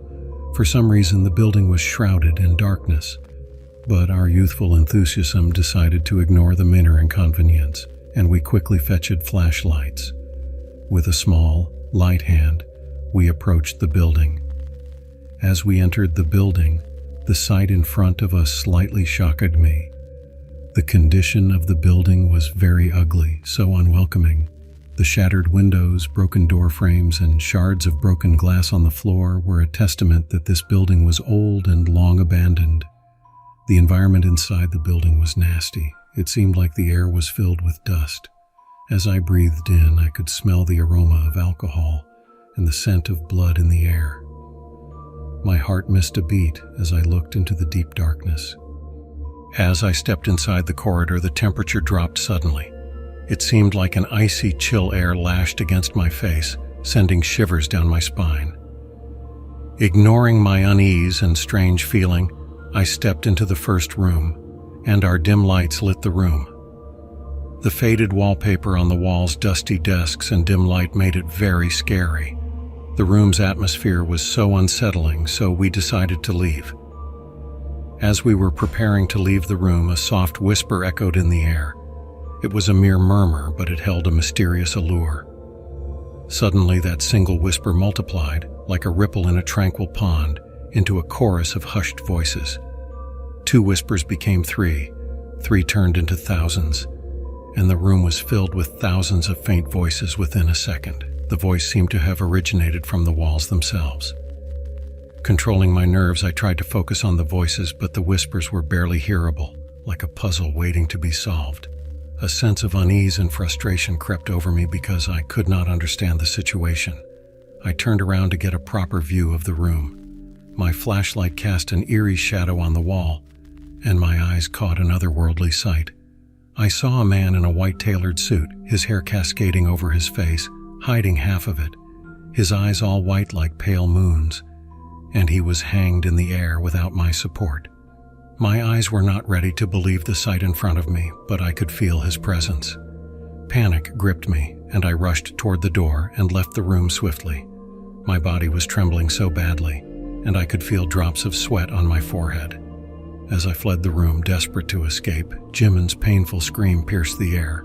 I marched toward the room where I heard him screaming, but as I entered the room, I encountered a spectral child playing with some strange toys. He was dressed in the same tailored white suit. His eyes mirrored the man I had encountered in the previous room. I swiftly ran and left the room again, desperately trying to get out of that building. Just as the door loomed ahead, my path was obstructed once more. I saw an older man rocking in a chair right in front of the exit room. The dim light and the moonlight coming from the cracks of the window made his face visible. He also wore the same haunting white suit, and his eyes mirrored the others. The same whispers echoed in the air and eventually grew louder and turned into painful screams and moans. At that moment, I felt as if the very fabric of my existence was unraveling. What had begun as a mere adventure of exploration had turned into a nightmarish descent. I couldn't shake overwhelming thoughts that this might be the last day of my life. As I was about to give up on my life, I spotted a door at the far end of the corridor. It looked different. The condition of the door was slightly better, and some light was coming from the gaps between the doors. I considered it my last chance to survive and ran toward that door with all my power. All the voices fell silent as I pushed the door open and entered the room. The temperature inside the room was also normal. I looked around and realized this room was a library. Thousands of books filled the huge cupboards, and many lights brightened the room. In the center of the room, there was a dusty old diary. Without thinking about anything else, I started reading that book. Its pages were filled with the talkies of suffering souls in this building, written by the former of the school. And at the end of the page, there was a hidden path of getting out of this building. I placed the diary back on the table and rushed toward the secret exit from the room, determined to find my way to safety. As I stepped back into the moonlight, I could not help but feel bad for the poor souls trapped in the building. After the incident, I came back home, leaving my dream course. However, I could not escape the feeling of unease from my heart for a long time. We didn't know we would encounter a situation like this when we decided to explore the hostel. Everything that happened that day was unreal, yet realistic, a nightmarish reality. After that, I never dared to set foot in that village again. The dream school led me into a situation that would linger with me for the rest of my life. Story 4, I'm a Kensha, and today I'm going to share something very important about my life. The story is about a remarkable trip. All of this started when I went to India to meet my maternal grandparents. Although before getting married to my father, my mother used to live in India, this was my first time visiting India. I was excited to visit the new country and explore new cultures and traditions. Our trip to India was going smoothly until that day. It was a regular day. After exploring the city late at night, we returned home and were ready to call it a night. Suddenly, someone knocked on the door. It was an odd hour for a visitor, so my grandfather went to open the door and after some time came back with a baby in his arms. It was a newborn baby, a tiny soul. Everyone was really shocked to see a baby in his arms. The baby was barely a month old, and her cries echoed through the night. My mother reacted first. Stepping forward, she offered her nourishment to the baby, and she eventually fell asleep. After a lot of discussion and debating, my grandparents decided to keep the child. They chose to embrace the responsibility of the poor soul, as they were also alone after my mother's marriage. The baby was barely 1 month old, and her beauty was breathtaking. The baby's vision of beauty with her azure eyes, plump lips, and long lashes brushing against rosy cheeks left us all in awe. My mother named her Sundari, a name that means beauty. In very little time, Sundari became an important part of our lives. I shared a very lovable bond with her. She was so lovable. As the time to return to the United States drew near, sadness settled over me. I was not ready to leave my grandparents, and most of all, in the stillness of one night while everyone else was sleeping peacefully, I could not sleep. A feeling of sadness in the pit of my stomach made me leave my room to get a bottle of water. However, as I stood at the door of the kitchen, what I saw was nothing but miraculous. There, in front of the refrigerator, stood a child eating an apple, her back turned. It took a moment to recognize the child's identity, Sundari. Our Sundari, who was just 2 months old, was standing on her own 2 feet, eating something without any help.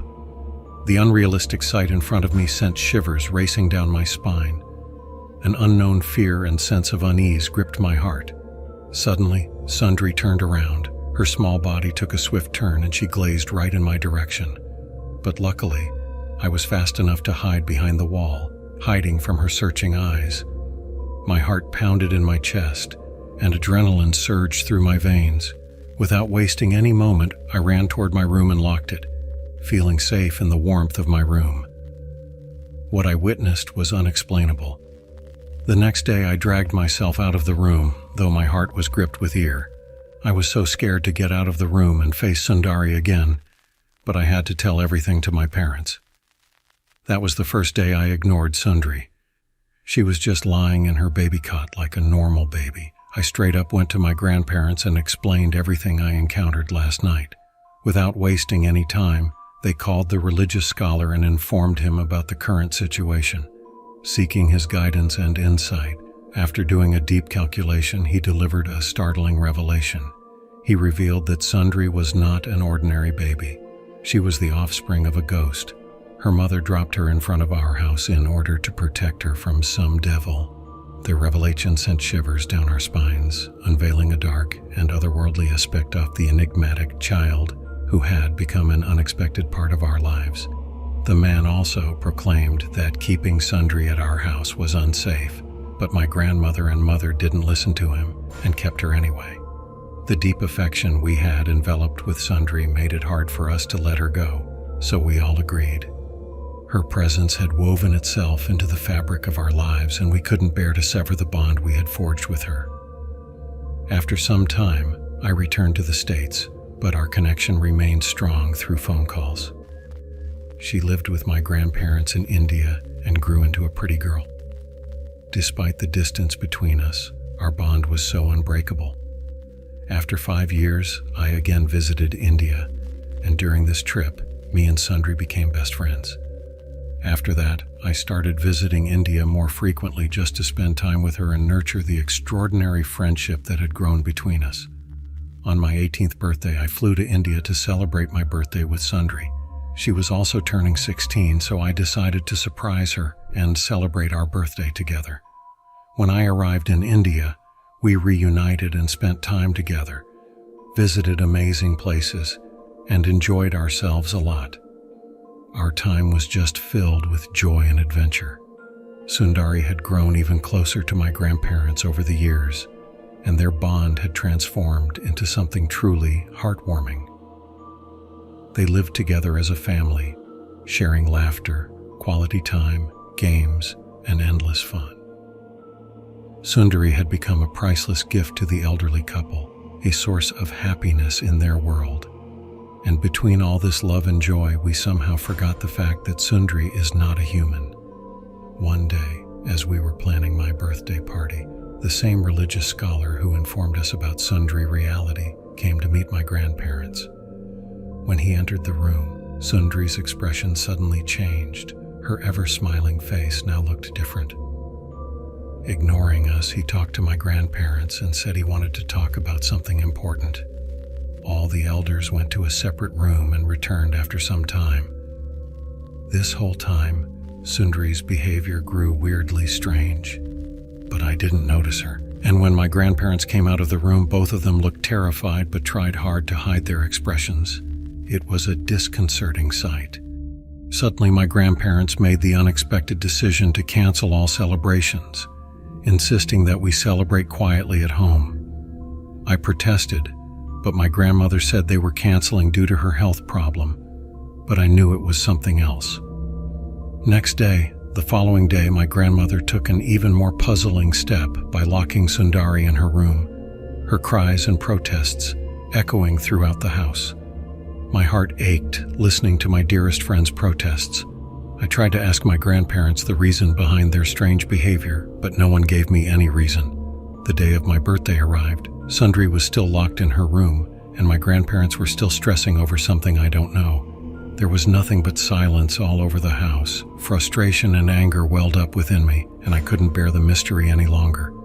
With trembling hands, I dialed the number of the religious scholar who had visited us earlier, demanding an answer, and what he revealed shattered me. He disclosed that upon reaching the age of 16, Sundari would develop a craving for human blood. This was a common trait in ghosts. To protect the lives of others, my grandparents locked her away from everyone. The revelation left me in a state of shock. I could not stop the tears streaming out my eyes. Listening to his words, a feeling of fear gripped my heart. Fearful about my grandparents, I rushed toward their room only to be met with a terrible sight. My grandparents were lying in bed, blood dripping out of their neck and their body lifeless. I rushed toward Sundari's room and she was nowhere to be found. That day, I realized that ghosts and humans can never be friends. Ghosts were not our friends. 5 scariest paranormal stories to fall asleep to. Story 1. My name is Luke, and this happened to me when I was 16. I don't remember much from my teen years, but I do remember this one incident. I had never experienced anything paranormal, not until I turned 16. It was a typical summer night. I was playing games before going to bed. I looked at the time, it was almost 12. My mom came in and told me to sleep, so I switched off the lights and got ready for bed. My room has a window on the left side of my bed, and near the window was my desk where I kept my old computer. I used to keep the window open as it was summertime, and my room gets pretty warm. The light from the streetlight lights up the whole room, making it easy for me to see stuff inside. The door is to the south, right of my bed, and in front is the wardrobe. Now that I've given a vague description of my room, let's continue with the story. I lay on my bed and stared blankly at the ceiling with zero thoughts in my head. I wasn't able to sleep that night and was wide awake. I looked at my phone. It was 1 a.m. I got up and went to the kitchen to grab some water. The hallway was dark, but I was too lazy to turn on the lights. I got my glass of water and started going back to my room. As I started walking towards my room, I got a sudden chill down my spine. I would describe myself as someone who doesn't get scared that easily, and it was very unusual for me to get chills, especially on a hot summer night. I shoved it off and continued walking. When I almost reached my room, I got a feeling that someone was walking behind me. Initially, I thought it was my mom, but then again, if it was her, she would have called me instead of walking quietly behind me. I didn't bother to look back and got inside my room and locked the door behind me. Finally, I was able to sleep. but I woke up to a sound. Someone opened the door. I looked while still lying down. I thought it was Mom. I could barely see as it was hard for me to open my eyes, but the light from outside made it a little bit easier. I looked closely. Someone was standing beside the door. Though I could tell it wasn't my mom, she is a reasonably short woman, and the person I was seeing was tall and slender. I thought it was my dad, so I called out to him in a sleepy voice, "Dad, is that you?" But there was no response. I could see the door was open. I called out to him again, but still there was no response. He just stared my way. I tried getting up. I sat and rubbed my eyes, and when I looked back at him, he was gone, but the door was still open. I didn't think of it much and went back to sleep because I was really tired. The next day I got down for breakfast. I told Mom, "Dad came into my room last night, but he didn't respond to me." The next thing she said shocked me quite a bit. "What are you saying? Your dad still hasn't come back from his work trip?" Then I asked if she came into my room, but she denied it. I told Mom that I saw someone in my room last night, but she thought I was bluffing and said, "Maybe I had a dream." I thought to myself, who was the person I saw last night? I remember closing the door after I came back from the kitchen, and when I woke up in the morning, the door was open, so it wasn't a dream. I was sure of it, or maybe I was hallucinating, but still the open door didn't make any sense. I wasn't that sleepy and remembered everything clearly. The morning went pretty normally. I went to my classes, came back, played games with my friends for a while, and went to bed around 10 p.m. I woke again but didn't see the time. I was thirsty and went to the kitchen. I opened the refrigerator to grab the bottle, and I got an eerie feeling that someone was standing behind me. I turned back quickly, but nobody was there. Honestly, I was a little bit scared at that point, and made my quickly back to my room. When I reached the hallway, I saw that person again standing at the end of the hallway. I shouted, "Who's there?" And yet again there was no response. He turned and went inside my room, and when he got in, I followed him, but when I looked around, he was gone. I went to wake up Mom. She was drowsy and couldn't understand what I was trying to say, so I went back to my room and tried to sleep as well. I was lying on my bed with my eyes closed when I felt a shadow over me. I opened my eyes, and to my surprise, that man's face was inches away from mine. I froze and couldn't move and just stared at him. His face was pitch black, as most parts of his face were covered with his long hair, but his wide, bloodshot eyes were visible. I quickly closed my eyes, and when I opened them again, and he disappeared in thin air. I couldn't process the situation and figure out what just happened. I was still frozen and covered in a cold sweat. I didn't bother to wake up my mom, or maybe I was struck with so much fear that I didn't want to get up and leave my bed. So I pulled my blanket up and covered my whole body with it, and tried to sleep even though I knew I wouldn't be able to. Somehow I managed to spend the night, and when Mom came into the room to wake me up in the morning, she noticed I looked odd. She placed her hand on my forehead. I was burning up with fever. I told my mom everything that happened last night, and she called our local pastor. He came, prayed, and blessed the house as well as myself. It took me around 4 days to get better. I spent the rest of the following days pretty normally. I am now 23 and I haven't seen that man ever since, and I hope I never will. Story 2. This story takes place when I was in high school. My summer vacations were going on, so my mom and I decided to go meet my maternal grandmother, who lived in the countryside since her house was located in a rural area. We had to drive through a narrow, unpaved road that was a few meters long, and there were rice fields and forests on the sides of the unpaved road. As soon as we arrived, we greeted my grandmother, and I rushed to my uncle's room since he had a computer on which I used to play games. I got inside the room, turned on the computer, and started playing games. After playing games for about an hour or two, my uncle came back from work, and my grandmother asked him to take him out for grocery shopping, so at about 8 p.m. they drove to town to do some grocery shopping. I was excited since my mom had gone to visit my aunt who lived next door, and I had the house to myself, and I could go gaming again in peace. After playing games for just about 10 minutes, my uncle called on the landline and told me that my grandmother had forgotten her purse in the house. He asked me to send Mom with the purse, but she was visiting my aunt. I didn't want to interrupt her, and since my uncle and grandmother were not too far, I decided to give it to them myself. I told my uncle that I would bring my grandmother's purse since Mom wasn't home. He agreed and told me that he was just around the corner where the unpaved road ends. I went inside my grandmother's room to look for her purse. I found it and went on my way on foot. It takes only a few minutes to drive through the narrow unpaved road, but it takes around 20 to 30 minutes on foot. It was quite scary to walk on that path, especially at night. It had no streetlights and was surrounded by rice fields and forests. That area got quite dark at about 8 p.m. because it was in the countryside, to be honest. I was a bit scared, but I didn't want them to think that I was a coward. I decided to go. After walking for a while, I could see my uncle shining his car's headlights toward me, but he was still quite far away from me, and the headlights looked like two big yellow dots. I was a bit relieved knowing my uncle was on the other end of the road, but the night was dark, which deepened my fear. You know, when you walk in the darkness, your eyes adjust and you start to see unclear shapes. I felt like I could see someone standing in the rice field and someone sitting down on the side of the road, resting his chin on his hand and looking at me through the bushes. Sweat started dripping through my forehead and my fingers started going cold. I held my legs to keep them from shaking and started sprinting towards the light source where my uncle and grandmother were waiting for me. After a few minutes, I got tired and started walking. It got scarier as I started creating delusions. It made me feel dizzy. After walking for about 15 minutes, I looked towards my uncle's car and realized I was nearly there. I walked faster. I wanted to get there as soon as possible, but saw something in front of me. I wasn't what it was because it was still a bit far away from me. Suddenly I felt strange and I slowed down. I wanted to determine what it was, but still wanted to maintain a distance. It was too dark and nearly impossible to figure out what exactly it was. Although I was scared, I started to walk faster again, thinking my uncle was nearby and nothing would happen. But when I got closer to it, I stopped because now it was visible.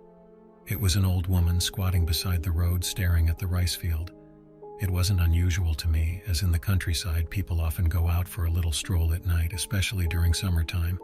I thought of trying to pass by her without any interaction. But for some reason I started talking to her. "Excuse me, what are you doing here?" I asked, but she didn't answer. She kept looking at the rice fields. At this point I had gotten very close to her and could see her wrinkled face and a blank expression, which made me a little scared. "Are you out for a stroll?"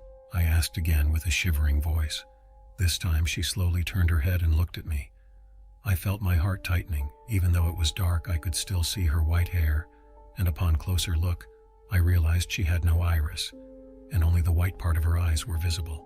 She had wrinkles and stains covering her face, and we made eye contact.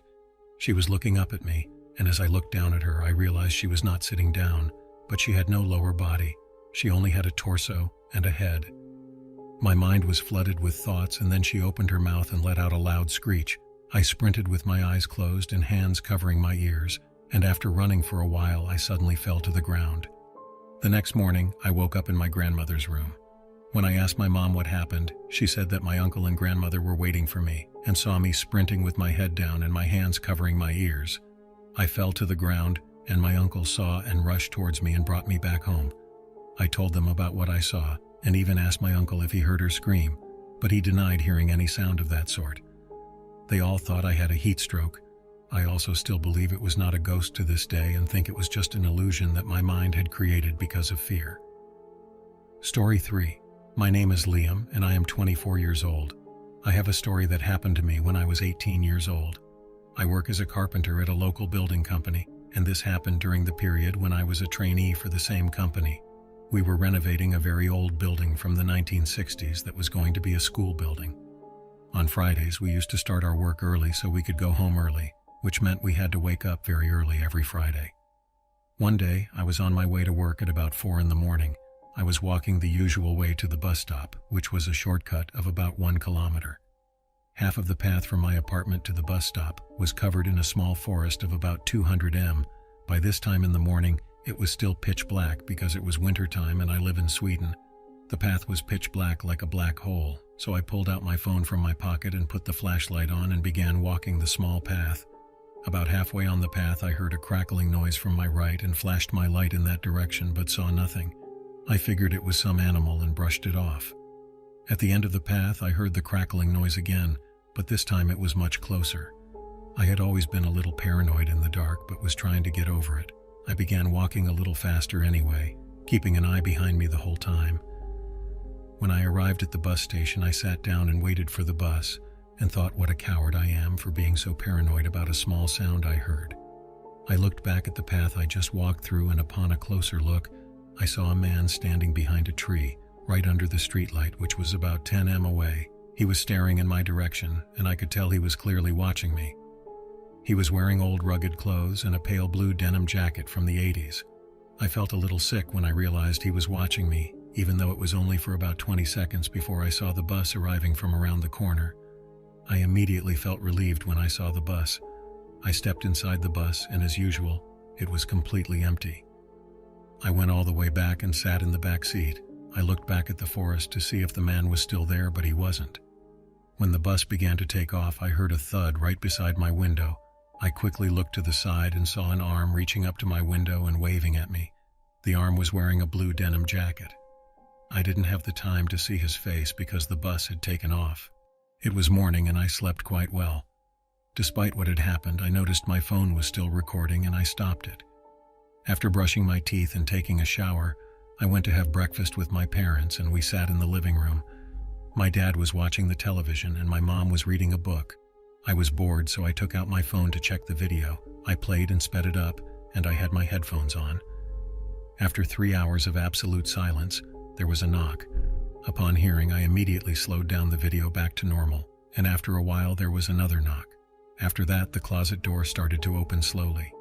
I fell in shock as I watched a hand being placed on the door from inside, trying to open the door. From inside the closet came out a woman. Her head was down and she had long black hair which covered her face. I was sweating buckets watching her walk closer to my bed. As she reached beside my bed, she tilted her head up and revealed her face. Surprisingly, she had a beautiful face and she started to smile while looking down at me. Her smile was kind of warm. She now opened her lips and had an excellent set of white teeth, and then her smile grew wider and wider. My eyes almost popped out as I saw her warm expression change into an evil and horrifying one. Her warm yellowish skin turned pale white as she raised her arm and started reaching towards my face. Is she going to hurt me, I thought to myself, but that was yesterday and I woke up fine. Suddenly I heard the footsteps of someone approaching my room. She stopped and looked towards the room's door and quickly returned to the closet before closing it behind her. That someone was my dad, who had come in the middle of the night to check up on me, and that was what saved me. I was thankful for my dad. If it wasn't for him, I don't know what would have happened to me. Later I showed the video to my parents and they had a horrifying expression on their faces. On the same day, we moved out of the house as my parents didn't want to spend any more days inside that house.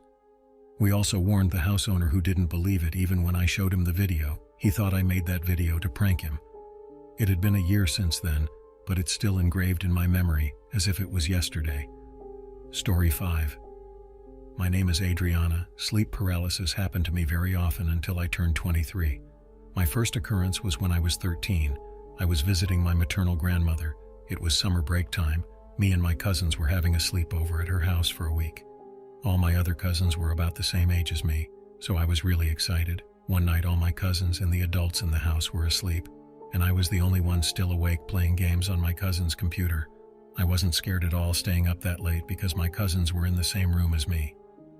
After I finished playing games, I went to sleep. We were all sleeping on the floor with mattresses. I went to sleep around 2 a.m. and passed out quickly. After a while, I woke up by something that I didn't know and couldn't move my body. I could only see my surrounding area and my cousins, who were fast asleep. I panicked and struggled to move.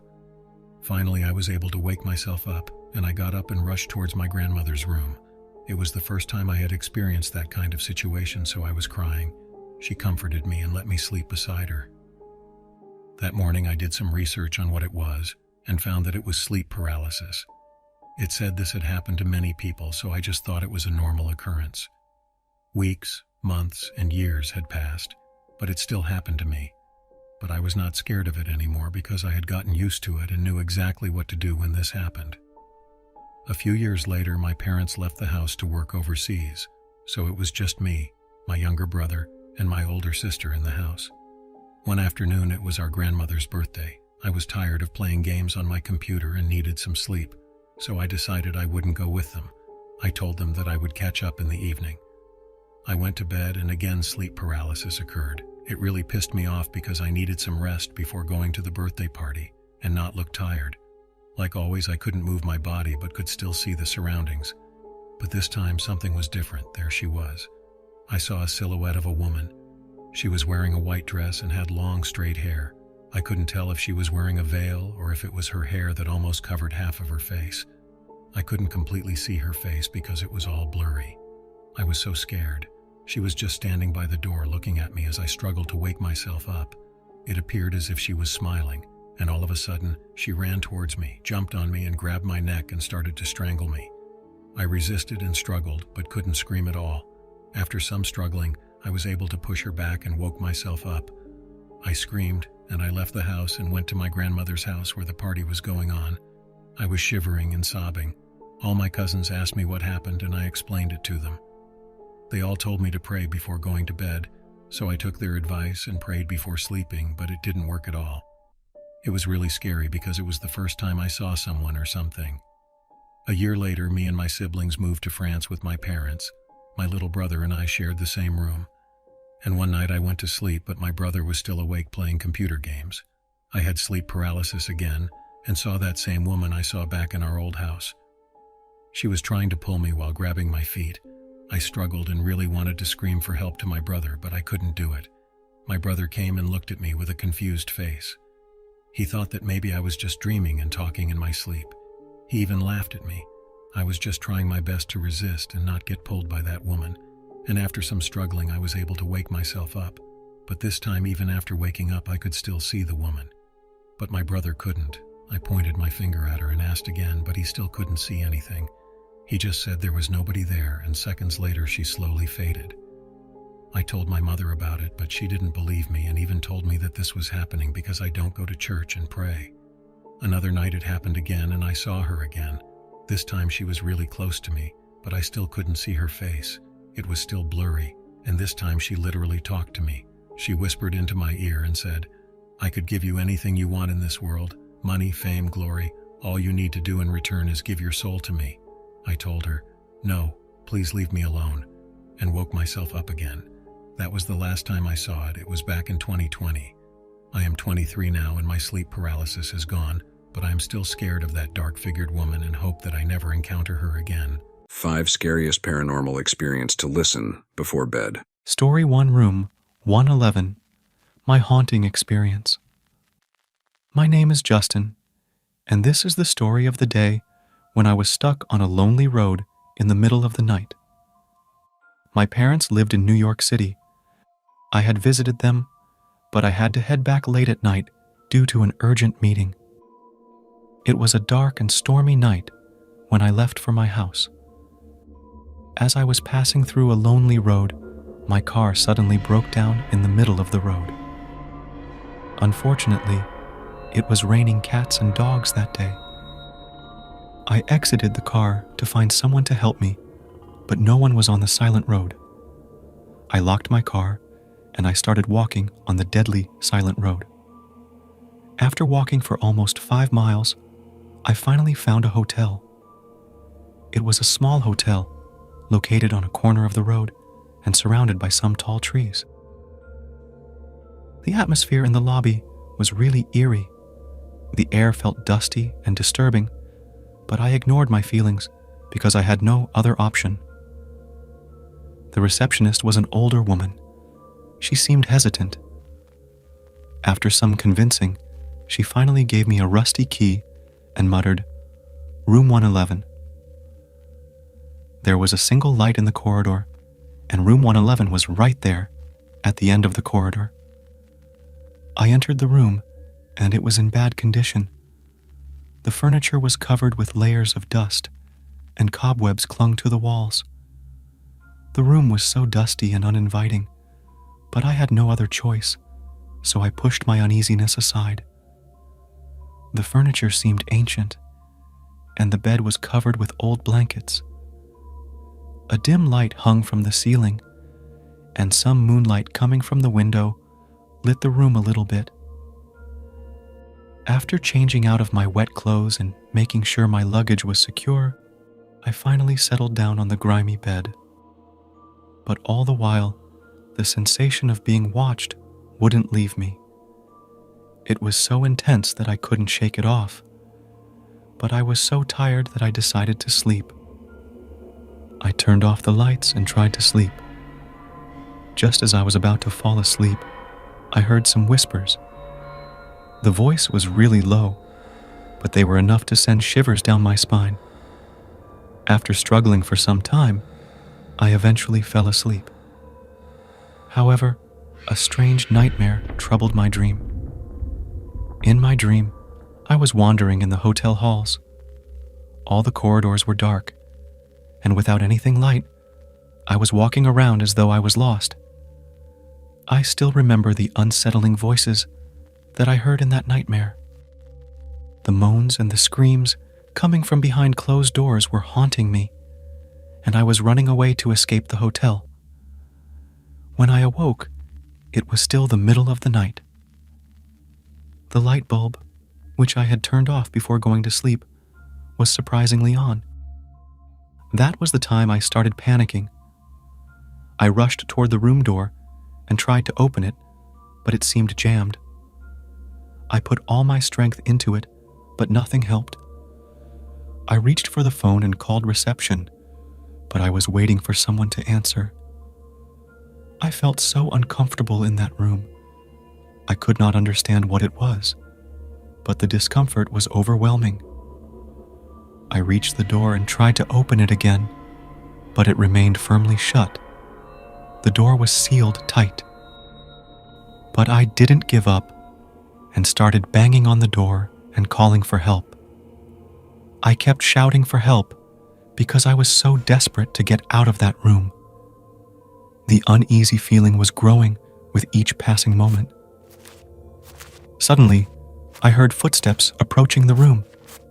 I started shouting more loudly, and finally, someone opened the door. It was the same elderly receptionist who had given me the room key. I stepped out of the room as soon as she opened the door.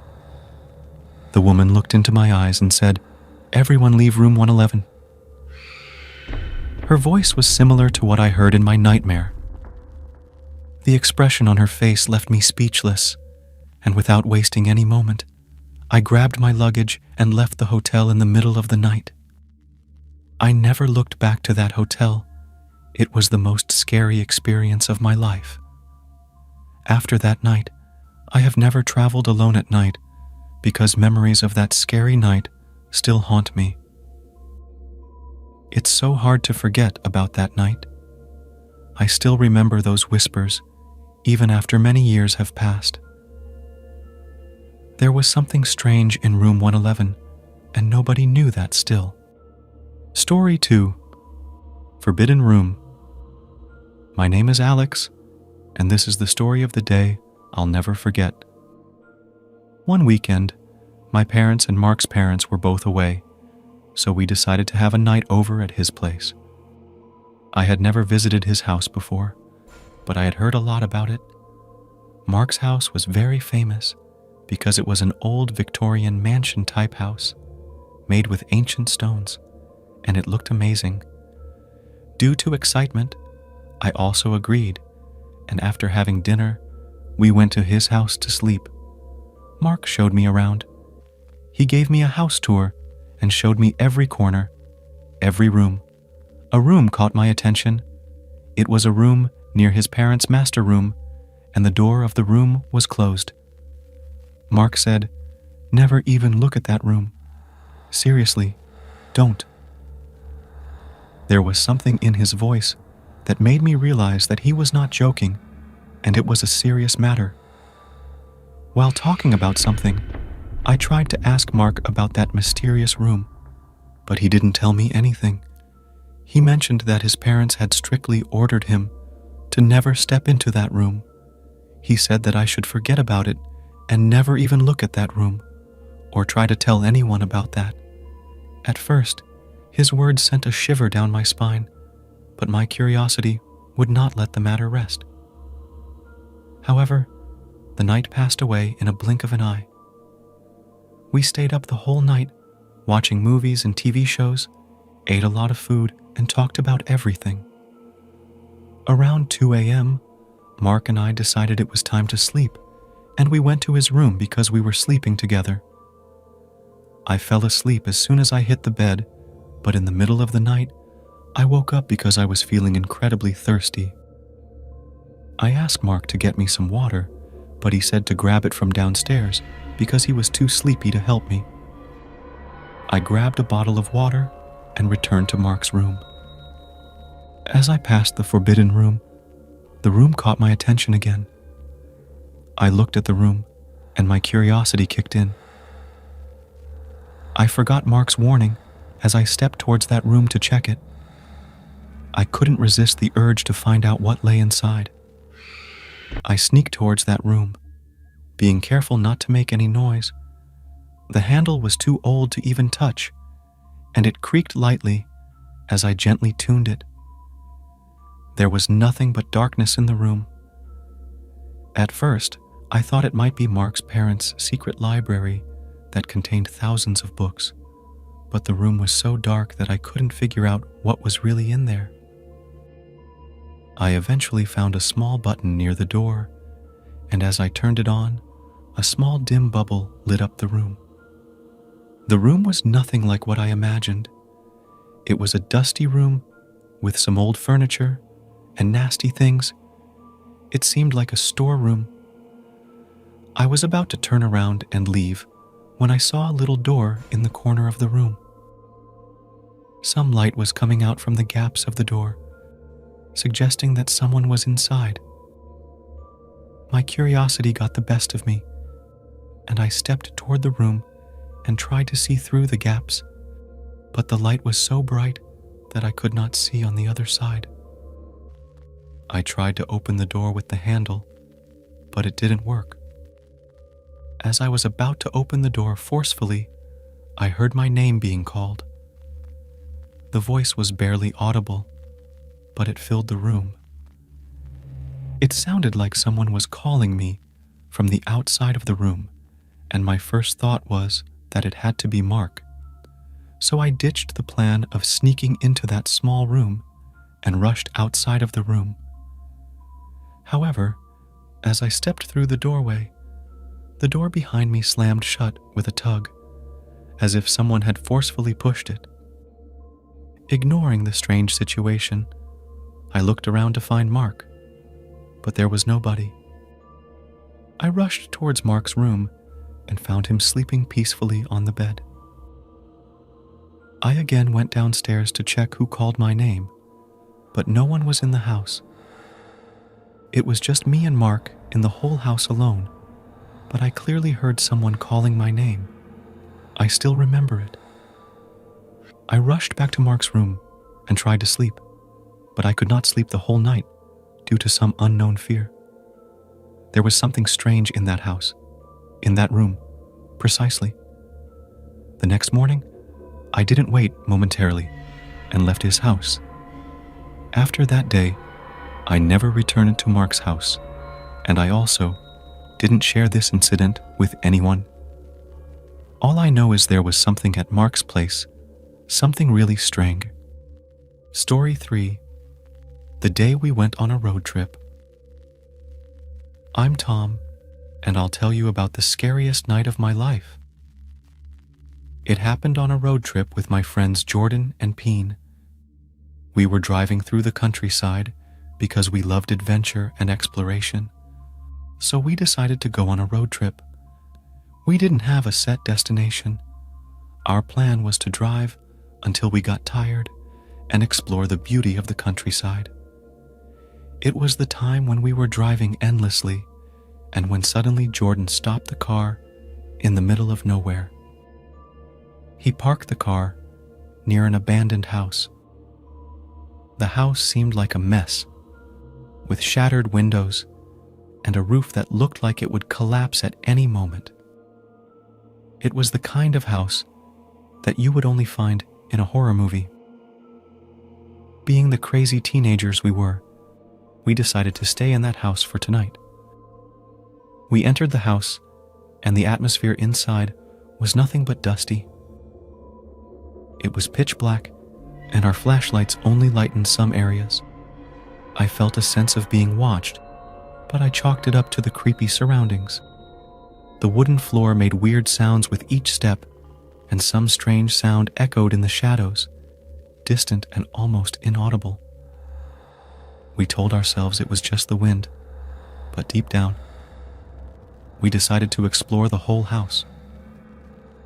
I headed down a long, dimly lit hallway. The strange voice of air grew louder, and my heart pounded in my chest because the voice was not normal. I entered a room, and inside, I found an old, dusty mirror. When I looked into it, my reflection seemed strange. But as I stared, I saw another body appear behind my reflection for a second.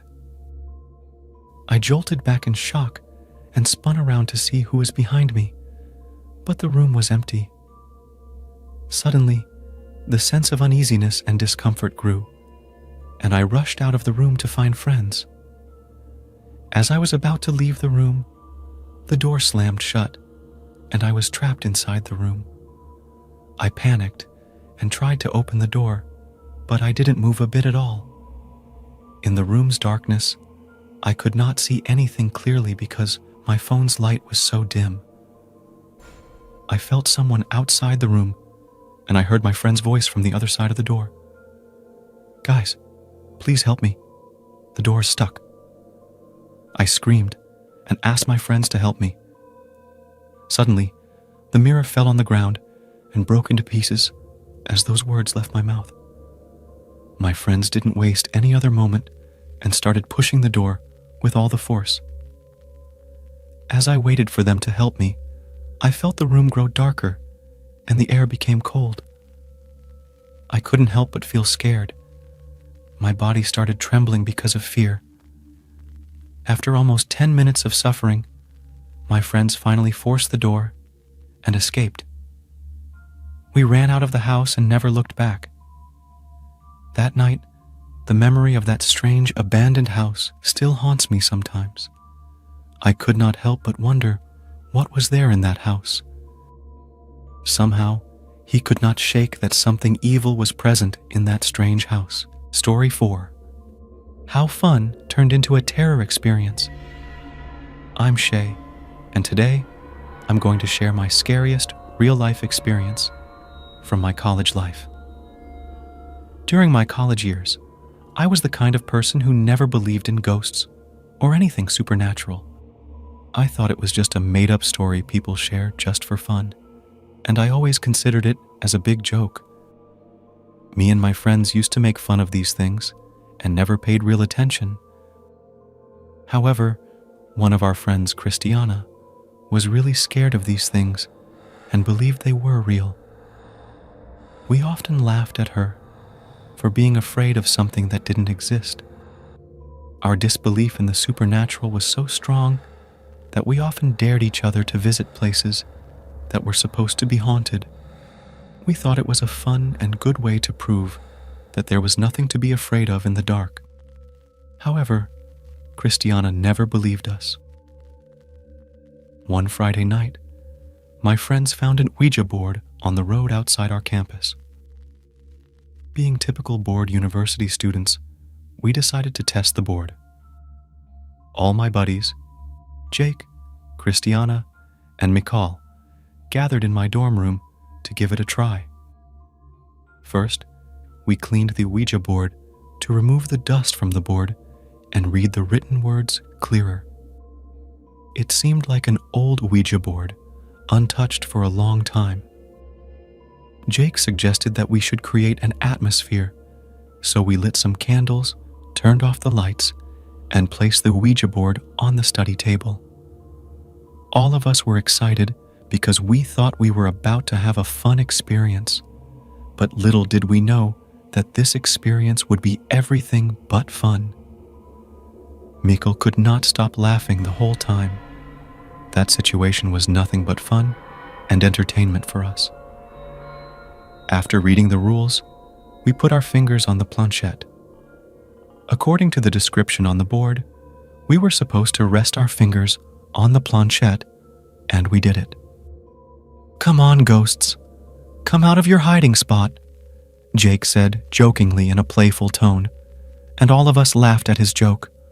All of us were just having fun, laughing at silly jokes and making fun of Christiana because of her fear. "Is anyone there?" Mikal asked the most common question that came to mind, and all of us laughed.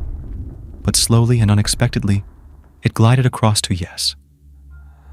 "Mikal, don't play with us. It is not funny," Christiana screamed at Michael. She thought that he was playing a prank on her. But Mikal said that he had done nothing, and it happened naturally. "Is there something wrong with this thing?"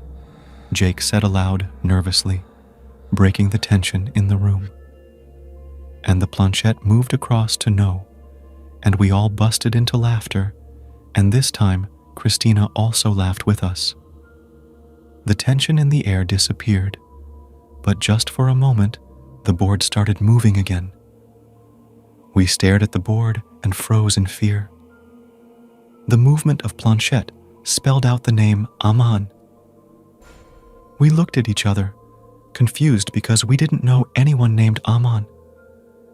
Everyone went silent, unable to understand the situation, and chills ran down my spine due to unknown fear. "Hey, Aman, buddy. How can I help you?" Mikal joked again. He was still not scared, and his tone was normal, like usual.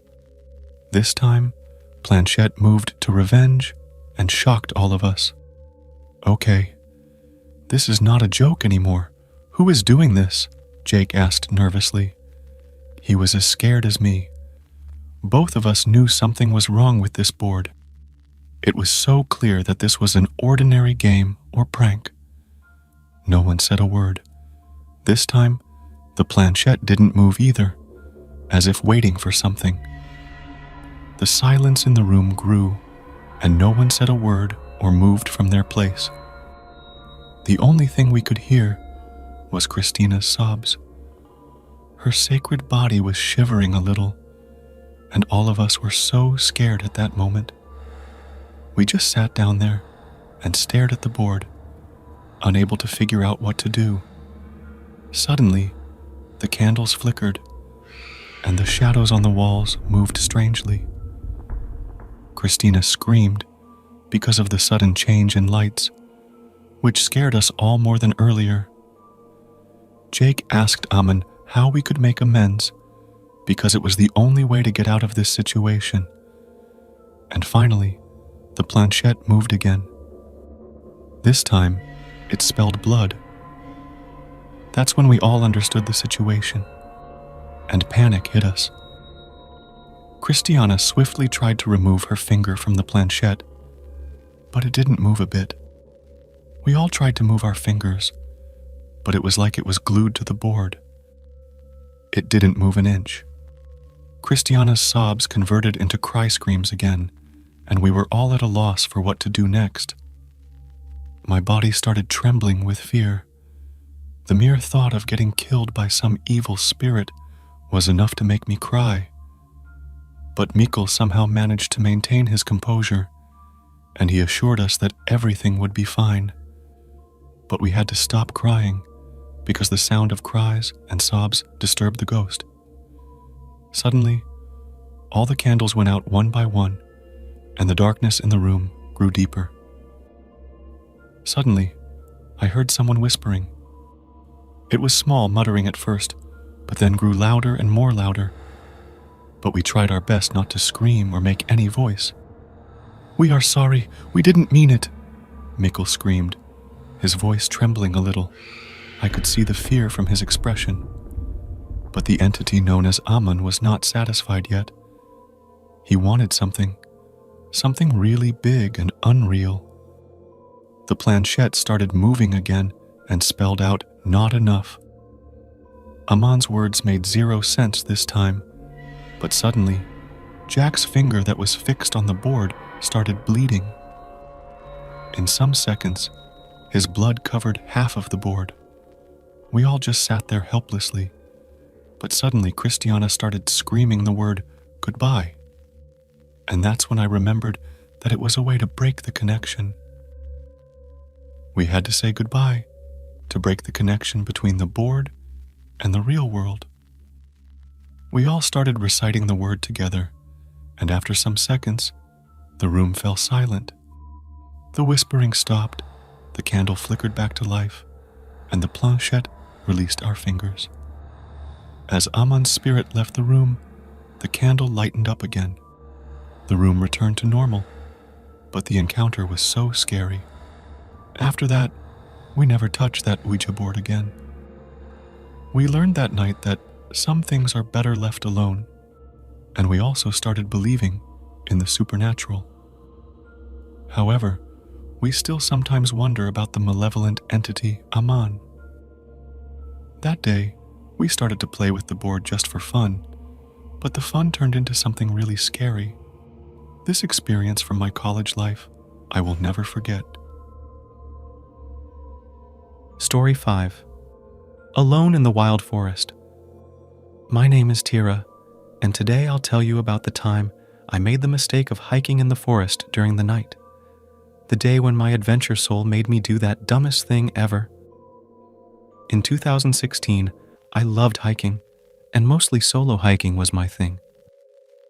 One day, I decided to hike in an ancient forest, and for the first time, I went hiking in the middle of the night. Going hiking was my first mistake, and doing it at night was my second. It was late at night when I reached the middle of the forest. I was halfway done with my hiking, so I decided to rest. I sat on a stone. The sky was deep black that day, and the wild wind made all the trees float in the air. I was looking deep into the woods when I felt someone staring at me from behind. I looked back immediately because it's important to be attentive while you are in the middle of the forest, but there was nobody there. I couldn't help but feel an unusual sense of being watched, but I dismissed it as nerves. After some time, I continued my hiking, but the feeling of someone watching was still there.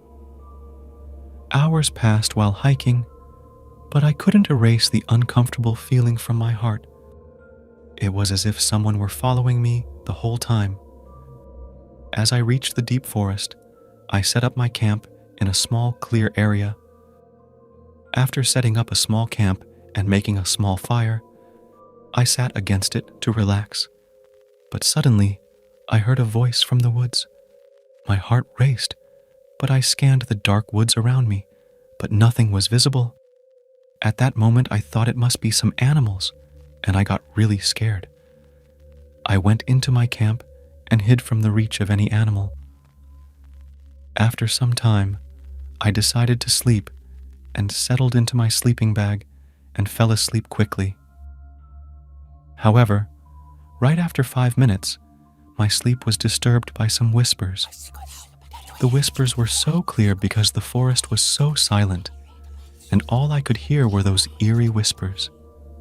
The tone of the whispers was very Socratic, and that sent a shiver down my spine. But after gathering some courage, I decided to look out. I grabbed my flashlight and stepped out of the tent, but there was no one. I scanned the forest beyond my tent for 15 minutes, but no sign of anyone. Fear gnawed at me because the whispering was really clear, and I was pretty sure that I heard it. Suddenly, the forest seemed to be closing in on me. The trees were suffocating me with their oppressive presence, and the sense of being watched grew so strong. Without wasting one more moment, I gathered all my courage and ran blindly through the woods with only a dim flashlight. The forest was dark, and because of late night, the air was so cold, but I cared about nothing and just ran. While running away, I heard someone calling my name from behind, but I didn't stop. Stopping there would have made things worse, so I decided to ignore everything and escape that strange forest. It seemed like the forest was bigger than anything else, because it took me an eternity to escape the forest. Finally, after some time, I reached the clear area with no gigantic trees and a suffocating environment. I looked back at the forest, but it seemed silent and clearly still, as though nothing had ever happened there. That terrifying experience really shook my core, and from that day, I quit hiking at night. I still can't figure out what those whispers were and who called for my name in the woods that day. However, I still remember that feeling of watching continuously, and those whispers still echo in my mind sometimes. That was the most terrifying experience of my life. The end. Thanks for watching. Don't leave before leaving a like to this video. Also hit the subscribe button to support my work. And as always, have a horrific nightmare, my dear.